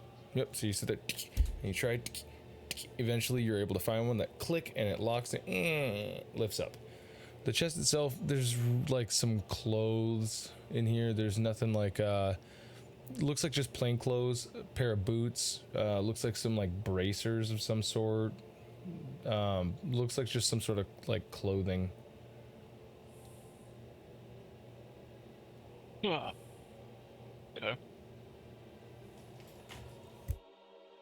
Okay. Going over to this door that I have shut. Right, the one that you've got the chair like wedged underneath the door handles. Yeah. Does it look like the key could open one of these? I mean, they look like keys. There's a keyhole on the door. It's not like a Resident Evil. This one has a yellow diamond in front of it, and you have the yellow diamond key or anything like that. But it looks like it can be locked. Yeah, the door itself can be locked. Okay. All right, I got a ring of keys here, and this chair was definitely used to restrain some type of person or beast. Gatz.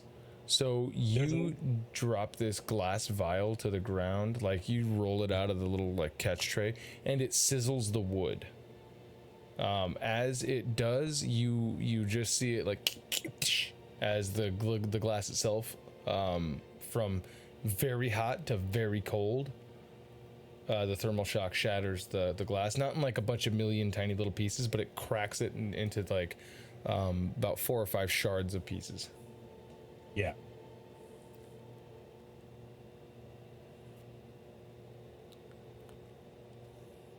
Is there any whiff coming out of it? Like there. It looks like there's, with that perception check, there's no whiff coming out of it. Okay. But it looks like there might be some sort of charred residue on the inside. I want to press that against my other pinky. Okay. Like just dip my finger in. If there's enough of it, swirl it a little bit, and then hold up my pinky again. One sec here.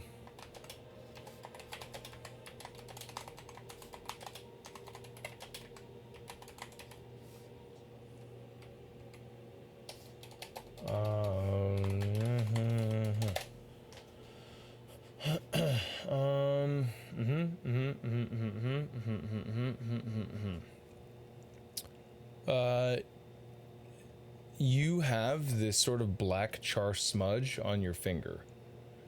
It's hot, but that could be from the flame or it could be from a reaction. It's not the same reaction on your pinky.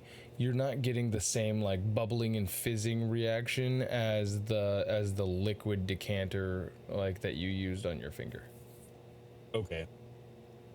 I'm gonna let it stay there for a little bit, and then like after if it doesn't like start burning like the acid did, then it's just gonna be a swipe off. Right, yeah. And then this stuff here, it's super dry. okay. Yeah, I'm just gonna wipe it off and then show Get out. I was gonna call him fate, god damn it. Show Shields the card now that it's been heated up and the ink is there. I think one of the ladies might have had a hand in it. Yeah, you guys had that conversation. And this is the vial. No, he's showing you the business card and the writing that has appeared. He told you about it while you were doing that, but now he's actually physically showing you. And it looks like very long script cursive, very, what's that called? Like I said, Elvish. Like if you think of Lord of the Rings, the Elvish, like, script that was inside of the ring, it looks like that. Almost like musical notes.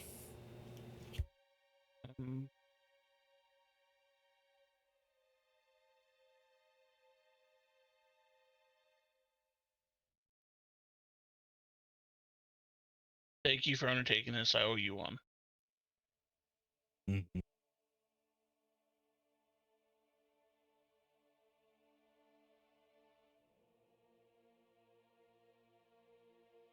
Ooh, that's a bingo. It's like a reward.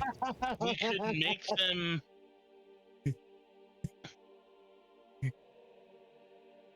God damn it, you had a reference. We could make them. Film. We can make them write something and compare. Yeah, to make them that's a good. I got my notepad. Could have used that.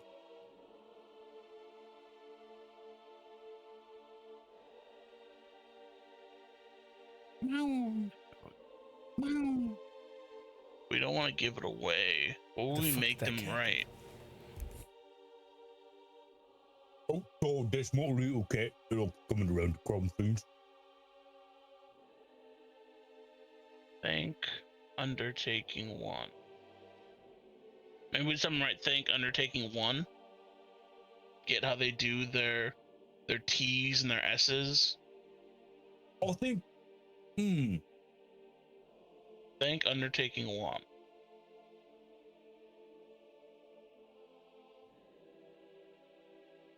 Maybe have them draw out something not so close. So something like, I had nothing to do with this crime scene, or I had nothing to do with the crime scene, and then have them sign their name.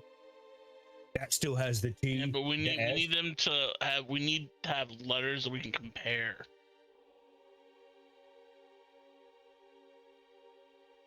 Fair. And that would be the connections between the different letters as well. That would have the fancy schmancy. I think first off, we have. I'll have who you call do it. Excuse me. I'll have Zelda do it, and then if it doesn't match up, then we can kind of toss her out, maybe, of the pool.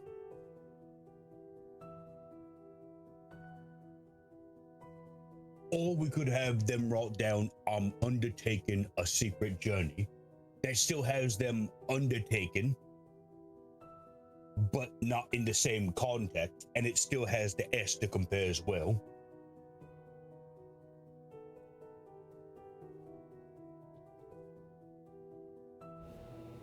All right. Or we could have them write down, thank you for helping investigator. They're not gonna do that. That still has the thank you. Well, I mean, Zelda might do it for me, possibly.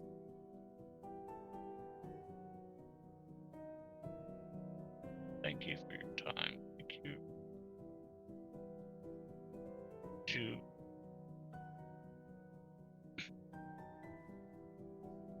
yeah, well, let him write something. And How about this? I'll think You guys could have them write something like, "I understand my part in this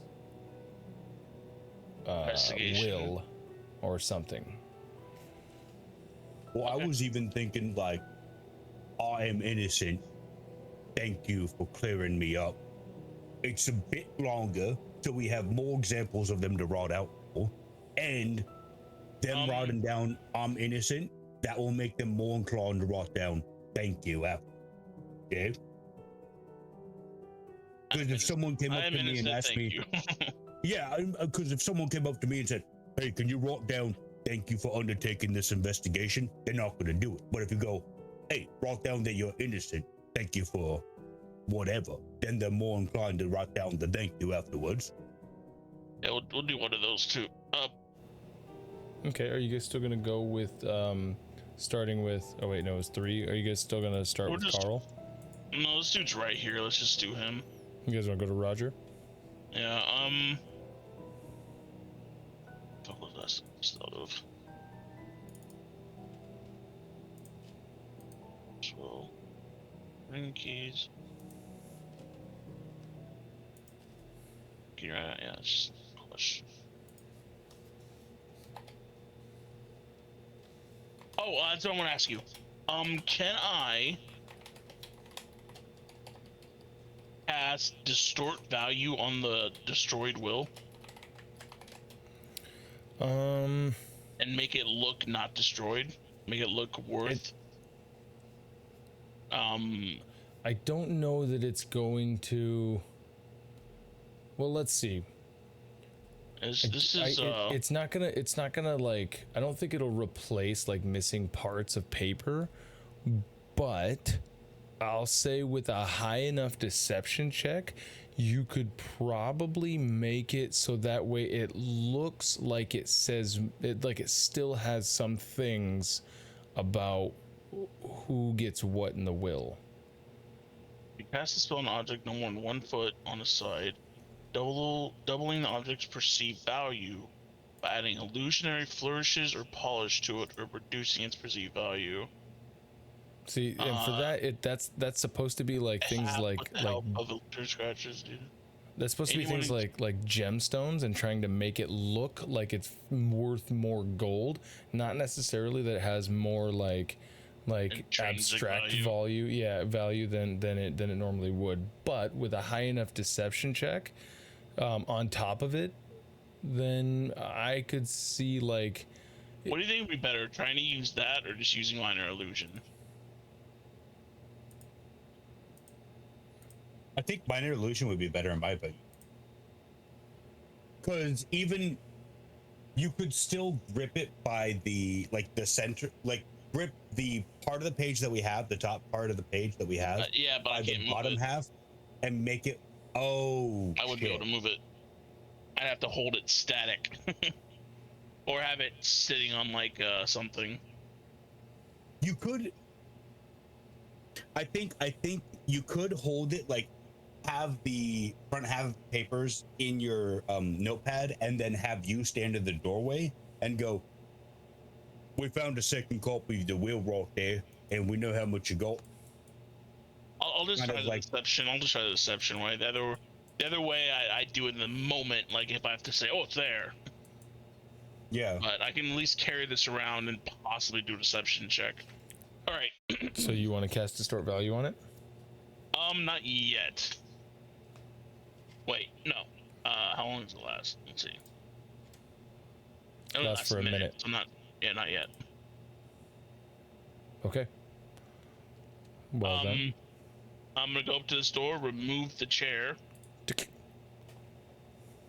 Really quickly before he does that, I want to wrestle around here and see if there's any loose bricks or anything in the fireplace. Give me an investigation check. Got it. It's got to be quick, so I'm gonna be increasing the DC. Fuck you. 25.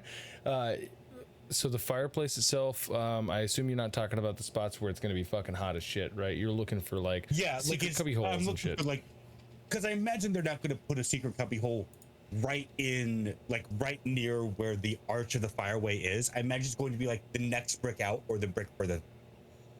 Sure.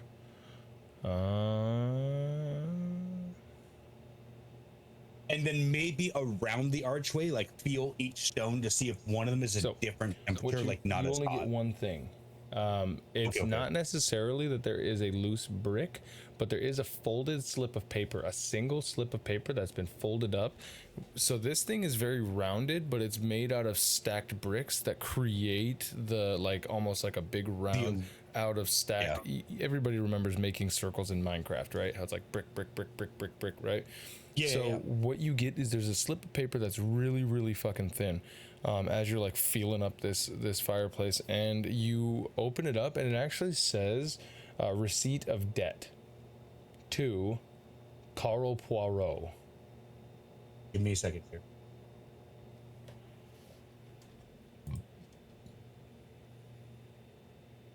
Does it say for how much or no? It says in the sum of 5,500 platinum. Jesus shit. 5500, right? Yeah, 5500. Did Carl Poirot ever tell us that he was the cousin? Yeah, he did. He's a cousin from the father's side, right? Yeah. Okay. Yeah, Carl's the cousin from the father's side, and Roger is cousin from the mother's side. Really quickly, he's going to run that over and show that to Shields. I think it might be Carl. At the bottom, it is signed. Hold on. At the bottom, it is signed from the desk of. Hold on to your bungus. Hold on to your bungus. All right. From the desk of Hornswallow Weller. Silvered thimble. Tactile. What was that first part? From the desk of Hornswallow Weller. Silvered thimble. Tactiles. I think it's tactiles, right? Silver thimble tactiles? Yeah. Yes. Silver thimble tactiles. Thimble with the D at the end. No D. Just thimble, like a singular thimble. So in this room, we have found a ring of keys, an empty vial, and what did he just find? He just found a receipt of debt that is issued to Carl Poirot from the desk of Hornswallow Weller. Go ahead. For 5,500 platinum, 5,500. And who is that? Would either of us recognize Hornswallow Weller or Silver Thimble Tactiles? Both of you guys can give me a history check.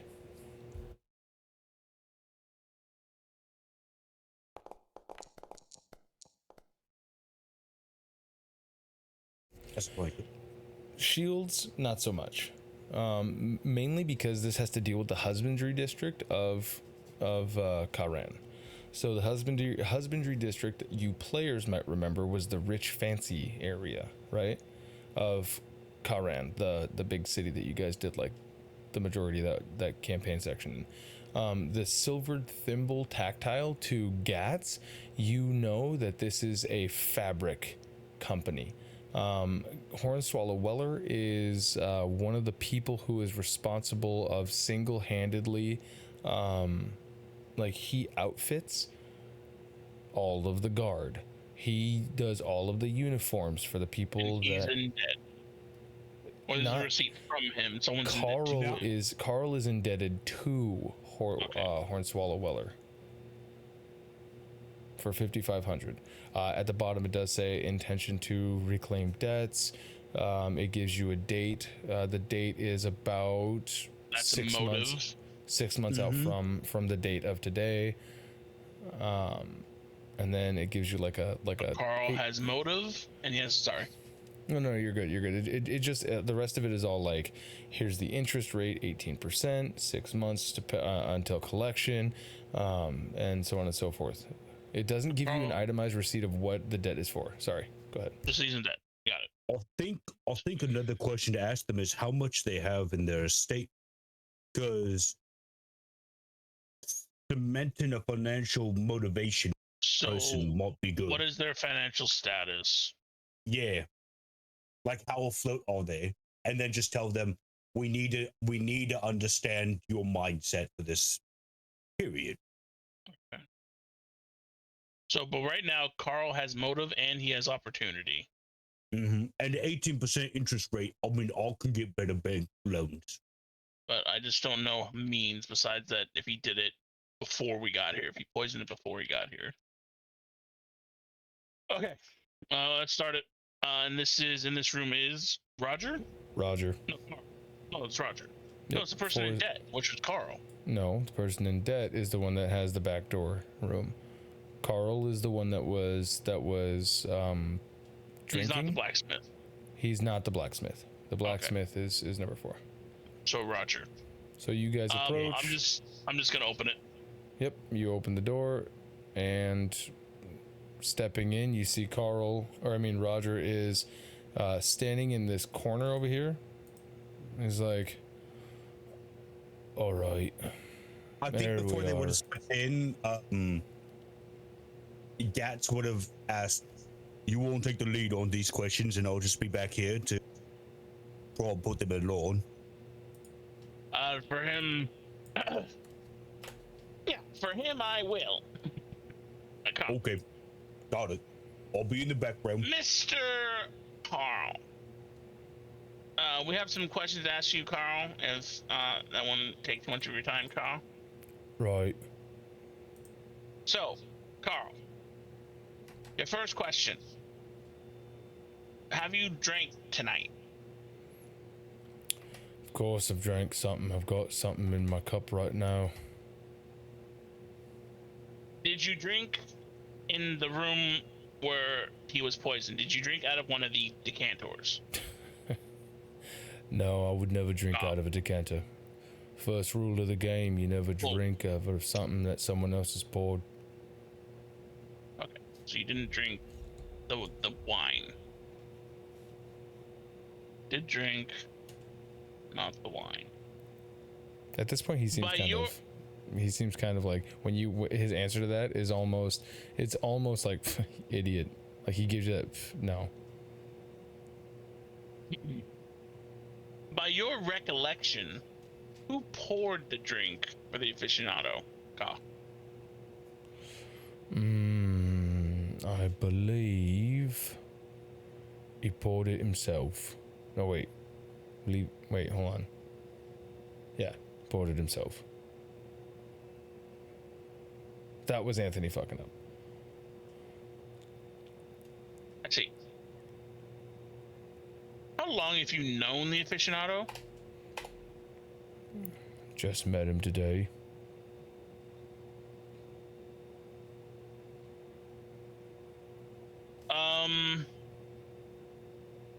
What is your relationship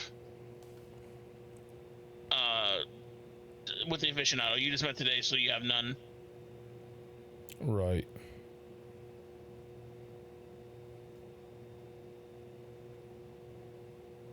How about with Roger? I am Roger, so I've got a very good relationship. How about with Carl, Ka? He's my cousin. Wait, hold on, I'm doing it wrong. Yeah, he's my cousin. You usually see each other? How close would you say you two are, Ka? Well, considering that his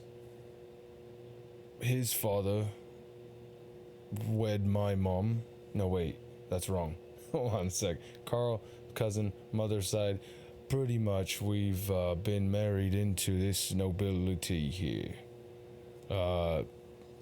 Franklin's mother is my aunt. And Franklin's father is Carl's uncle. So we came up around the same age, you know, doing all the nobility things. I don't know what the fuck else you want. I'm really... So you're pretty close. I mean, yeah, of course, we went to the same academy, learned from the same teacher, from our magical tendencies. We rub each other's backs whenever we, you know, whenever our industries kind of overlap. Okay. What is your relationship? How is your relationship with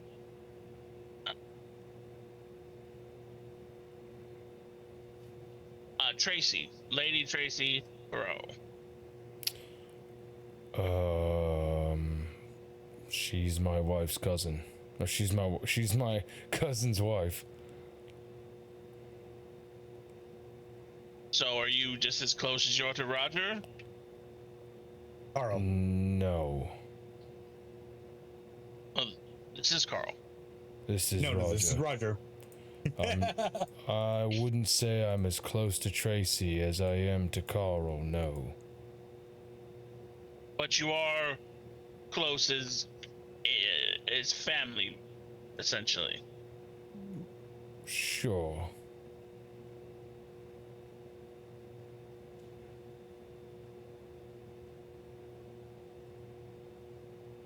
So close as well.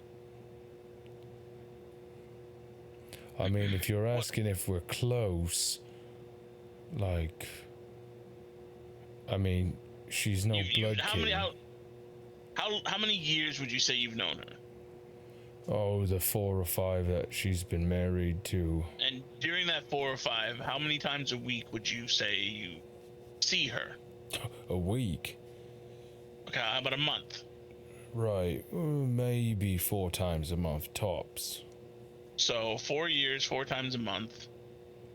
That's a lot of seeing someone. I mean, how often do you see your boss? How often do you see your family? I Not as often as hate them. But that's what I'm saying, is that is considered close, we shall say. How about with Zelda? Oh, her. I don't know. She's not really family.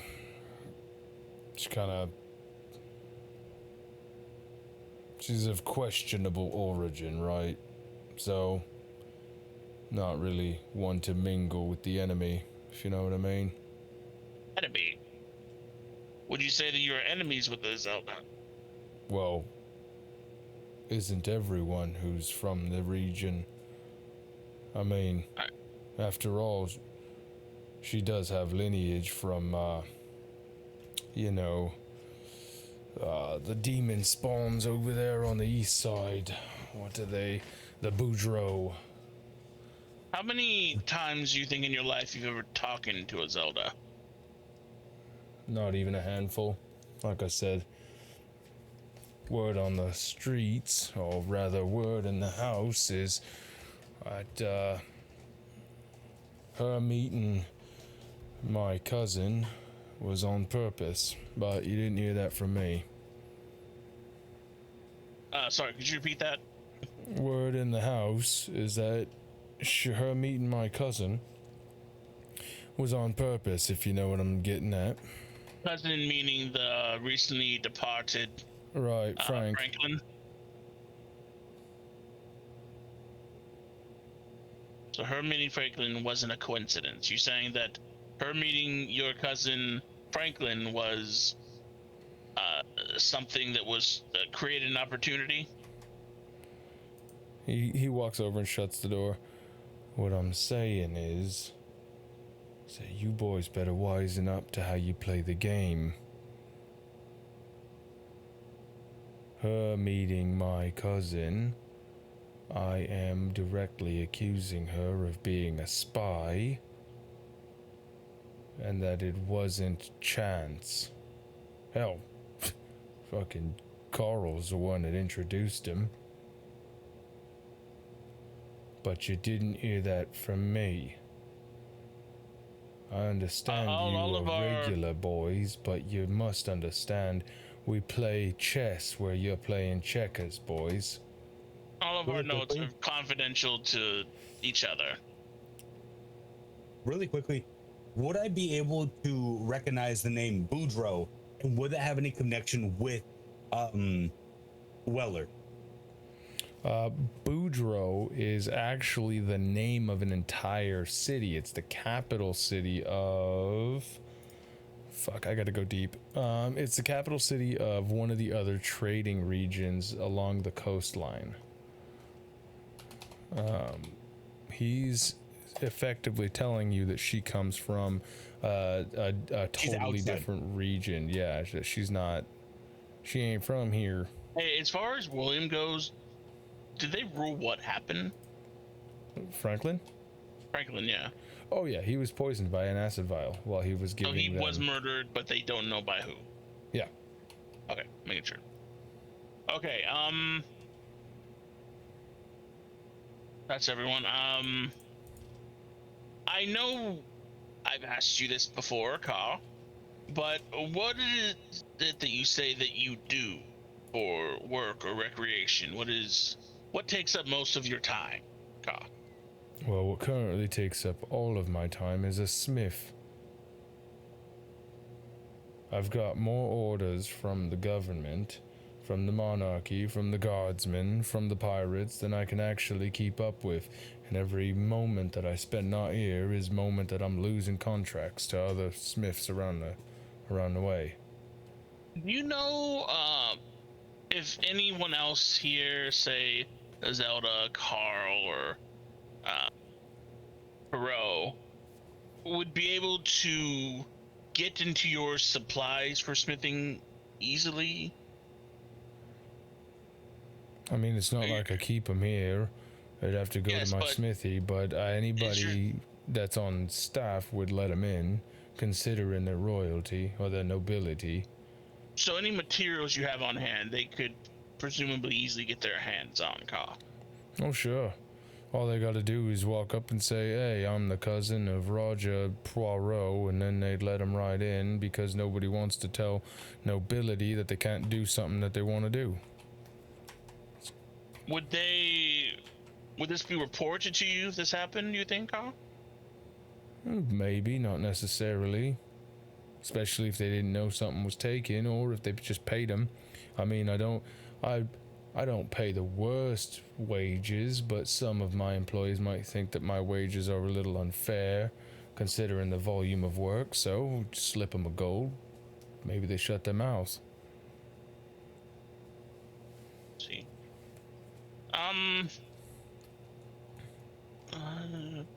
Why? What's this all about?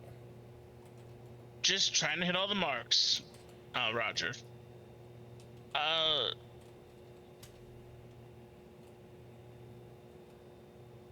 Would you, what do you think the will contained, or contains? Well, it contains whatever's left of the estate of Franklin Poirot and how he is gonna divvy it up. What do you think was bequeathed to who? If you had to guess, Carl. If I had to guess. Well, I'd probably say that his elder gets a smooch on the cheek. Tracy gets half of everything. Carl, well, I don't know what he was able to weasel out of the old bugger, but I don't know. I probably get nothing but a small coin purse what's left. Yes, that was mentioned before. He went into shock.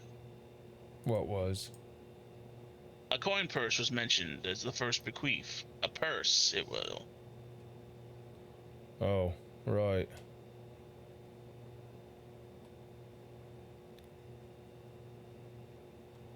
Okay.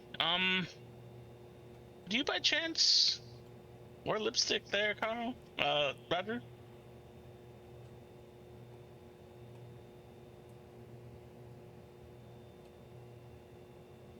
Start scribbling down. Right. All right. You mentioned that you're very busy with lots of orders. What would you say your financial status is at the moment? Well, it's not like I'm sitting back counting my gold on my breaks. But you say you're pretty well off. I mean, for nobility, I'm not exactly the top of the tier. Oh shit, I'm slipping into the dwarvish. it's like I'm not exactly top tier. Bergen. I'm not top tier as far as nobility goes, but I make a bit of a profit. You're comfortable, Carl. Sure. You're comfortable, but wanting more, Carl. Everyone wants more. Damn it. There it is. Now I'm just stuck. I'm just sliding all over the place. You're asking a everyone bloody wants dwarf. Of course I want more. Before I have you sign that these were in fact your answers, is there any other questions you could think to ask him, my good detective? Us? No. Gatz. Gatz. Carl. I'm gonna lean in. You think we should talk to him about what he thinks about Coral being in debt? I don't know if we want him to know. Coral's in debt. I'm right here. I mean, Yes. you literally Were you have to aware leave. that? Were you aware that Carl is in fact in massive debt with Silver Fang tactiles? No. Would that Of course. change your opinion on him? Actually, and with that, Mr. Roger, who do you think killed the aficionado? Well, I think he means officiate. that's Fish. a bloody good question, isn't it? No, it wouldn't change my outlook on Carl. It would knock him down a peg, though, which would be pretty funny. He's always got a stick up his ass. But if I had to tell you who killed the officiate, well, I'd put my money up to just dumb luck. Here's why. Because, as you probably know, Franklin died of acidic poison from a decanter. Maybe if your guardsmen boys dropped the ball, as you said when you first entered, that maybe they forgot to grab the means of killing. So you think it was purely coincidence and or an accident that he was poisoned and died, Carl? So, who told you it was the decanter that killed him? I was there. Killed Mr. Franklin. You forget, we were doing this once already with Franklin alive, and then he died. We were told officially that it was a vial poison. No, you weren't told officially it was a vial of poison. Actually, what I was saying was he was killed by acidic poison. By poison, yeah. Oh, we're pretty much wrapped up here, but really quickly, how easy is it for you to access acid that would be powerful enough to kill a man with just a few sips, maybe? I mean, it's as easy as me walking 5 feet over in my shop and grabbing my big barrel of acid that I use to remove rust from old tools. Is there any evidence that you can give us that you's innocent? Because that's a pretty big claim. Well, I was always of the mind that you're supposed to get evidence that I'm guilty. Otherwise, if you can't prove I'm guilty, then I'm innocent, right? Right now, we have 2 people dead of acid intake, and you've got a pretty good case of using acid. It's not. We can't tie you pretty easily to It's not murder criminal. weapon. Yeah, it's obvious it was acid used, but you do know that killing an officiate especially one of the king's court, is pretty big deal, right? Let's paint you a little picture there, Roger. We have a nobleman such as yourself who is on the coming up. He's a smith, but he's might be in over his head. He has lots of orders. Maybe he's having trouble meeting those orders. Maybe he knows he has a cousin that's in major debt, and he has another cousin who has a wife that he presumes is a traitor. Now, wait, I think I fucked up who the wife was. She ain't his wife. Yeah, I fucked up who the wife was. Wait, who the fuck is she? Who is Zelda? So, real quick, he goes, let me paint you a picture. I've got two detective inquisitors who don't know how to read people to save their lives. Don't group me up with the Inquisitors. That's a main name. I also have two people who don't understand how nobility works.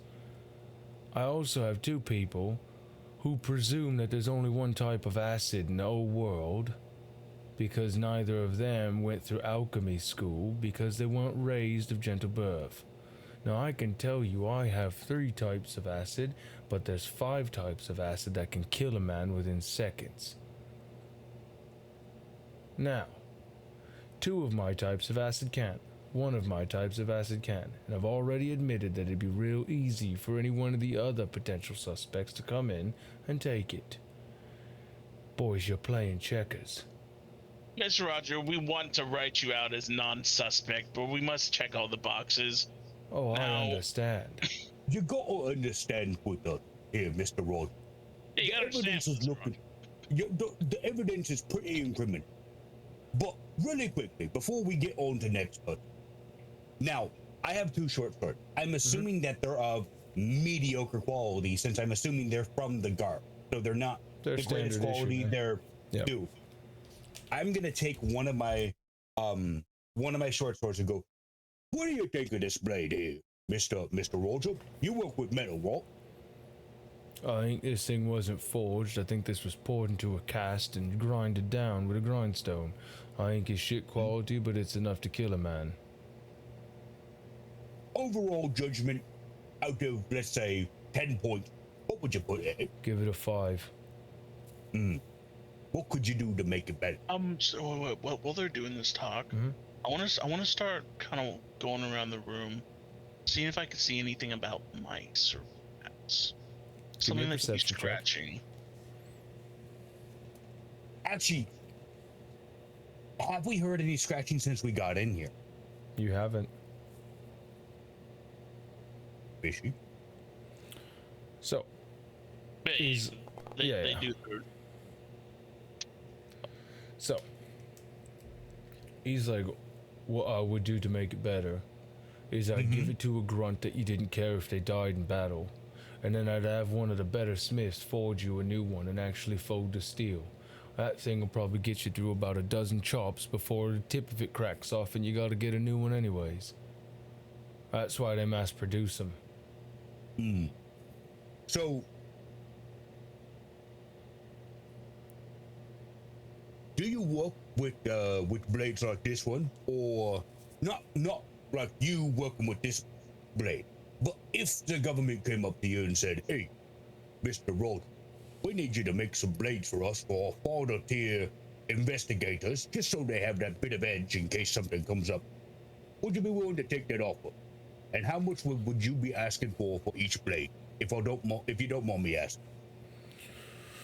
Well, let's see here.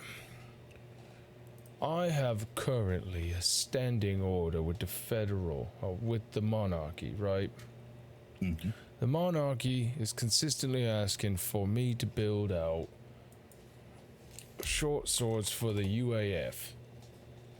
Now, these short swords are not supposed to be any kind of way. What they do give me, however, is I'm able to charge them about 4 gold per sword worth of material.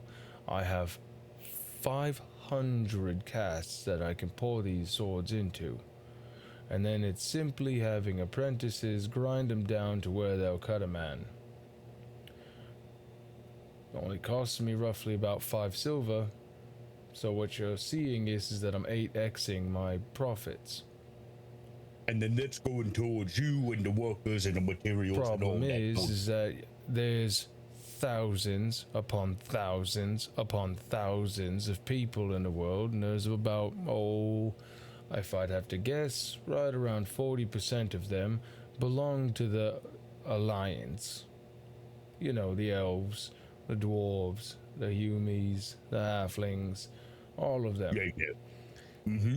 So even if I can make 500 swords in a day, possibly longer than a day, right around a week and a half, but for them to be battle ready, I'm still making my nut, but then I gotta pay all of my overhead. I don't own the land that my smith is on, so I gotta pay my lease. I don't own the employees, so I gotta pay them for their families. And then I gotta pay taxes on the things that I'm actually getting money for. And then when I go to spend money for materials, I gotta pay taxes on that. And then every year I gotta pay taxes on all the taxes that I paid.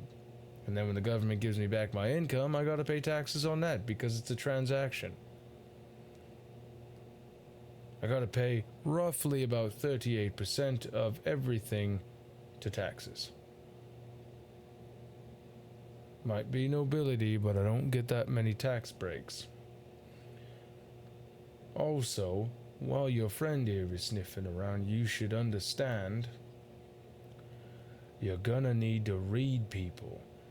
Those of us who grew up in the castles that we grow up in tend to be real subtle with our ways.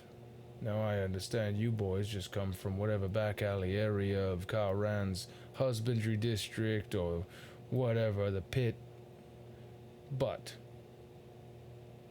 you're gonna have to wisen up. I could have lied to you about 5 or 6 times. You haven't even tried to look anywhere else besides my mouth.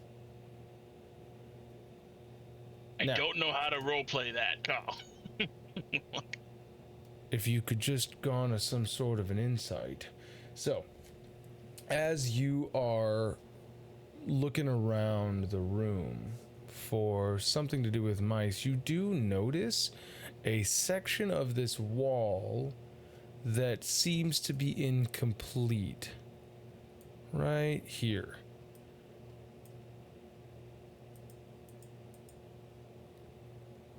This leads into what I was just about to ask. I'm going to notice it and not pay attention to it. Now, Mr. Carl, if you don't mind, I'd like my blade back. I got one last question before we's taking off here. Why'd you choose this room specifically? Because everyone else kind of went off to their own room, except the Zelda. But you chose this room specifically. And if I know anything about people, it's that they doesn't just choose a room for no reason or rock the air in this room. Usually they choose it because they got something special in there, or they know what it does. You said you've been here a few times before, so I'm assuming you know something about this room. Sure, I'll tell you exactly what I know. You see all the shit you're standing on? I made it. This was my entire apprenticeship right here. I'm gonna try to inside to see if he's telling the truth. Yeah, go ahead and roll me an insight check. Every piece of equipment that you're standing on seems to be telling the truth.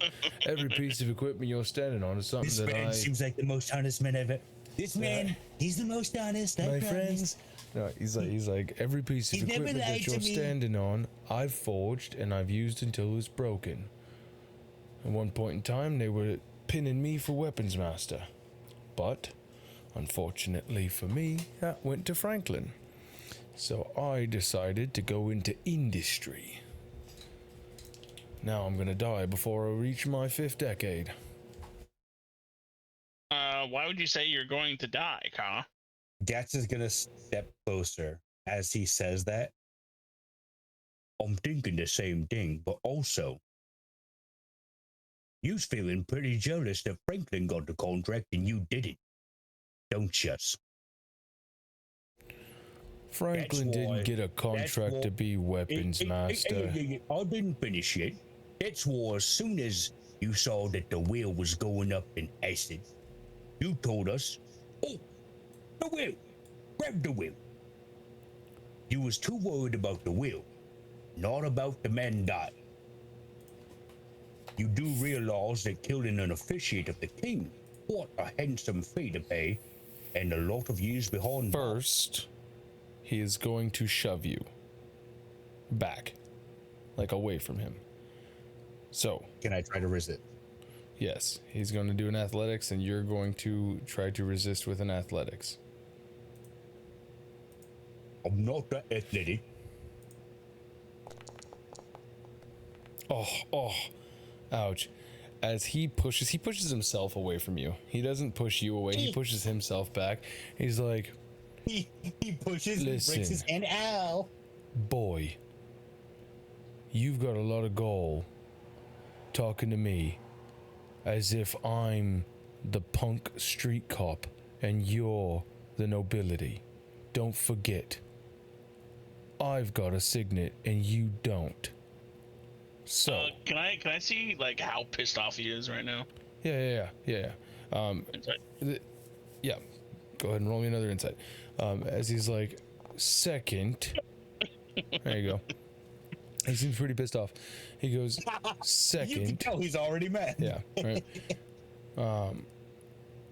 For you to insinuate that I killed an officiate of the monarchy sounds like you're about to charge me. If you're not gonna charge me, then how about you piss off and you go find some other evidence that's actually incriminating?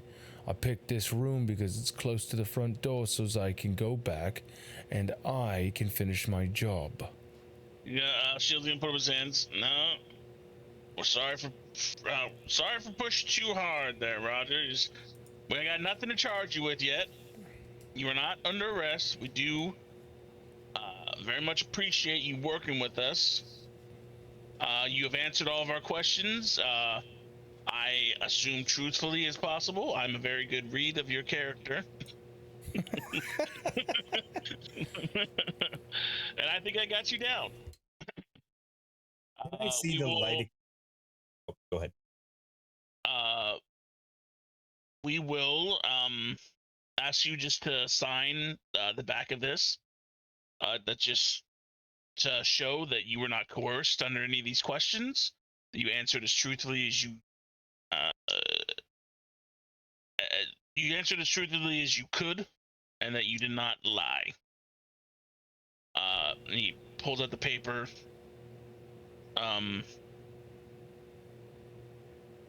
Is it just a blank notepad paper? Yeah.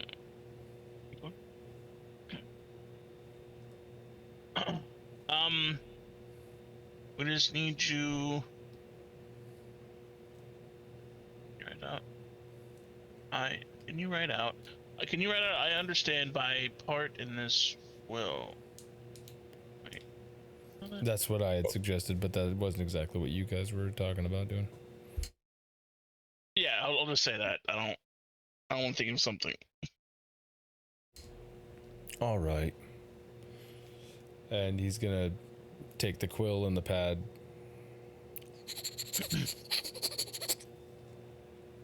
Okay. And he hands it back. When we're done interviewing everyone, we're going to have everyone in the center room, if you will, so that we can discuss our findings. Would you mind making your way there until we interview the rest of the party? Back into the room with the body. No. The center room of the house. I mean here. I don't know what I would call this though. Right. That's the bedroom. That's Oh, not no, a no, bedroom. no. Yeah. It's just a like center of the an house. area, yeah. Fine. But I'm telling you, that Isolde. I have everything you said marked down. As he walks off. I think I got a bit heated up in there. Okay.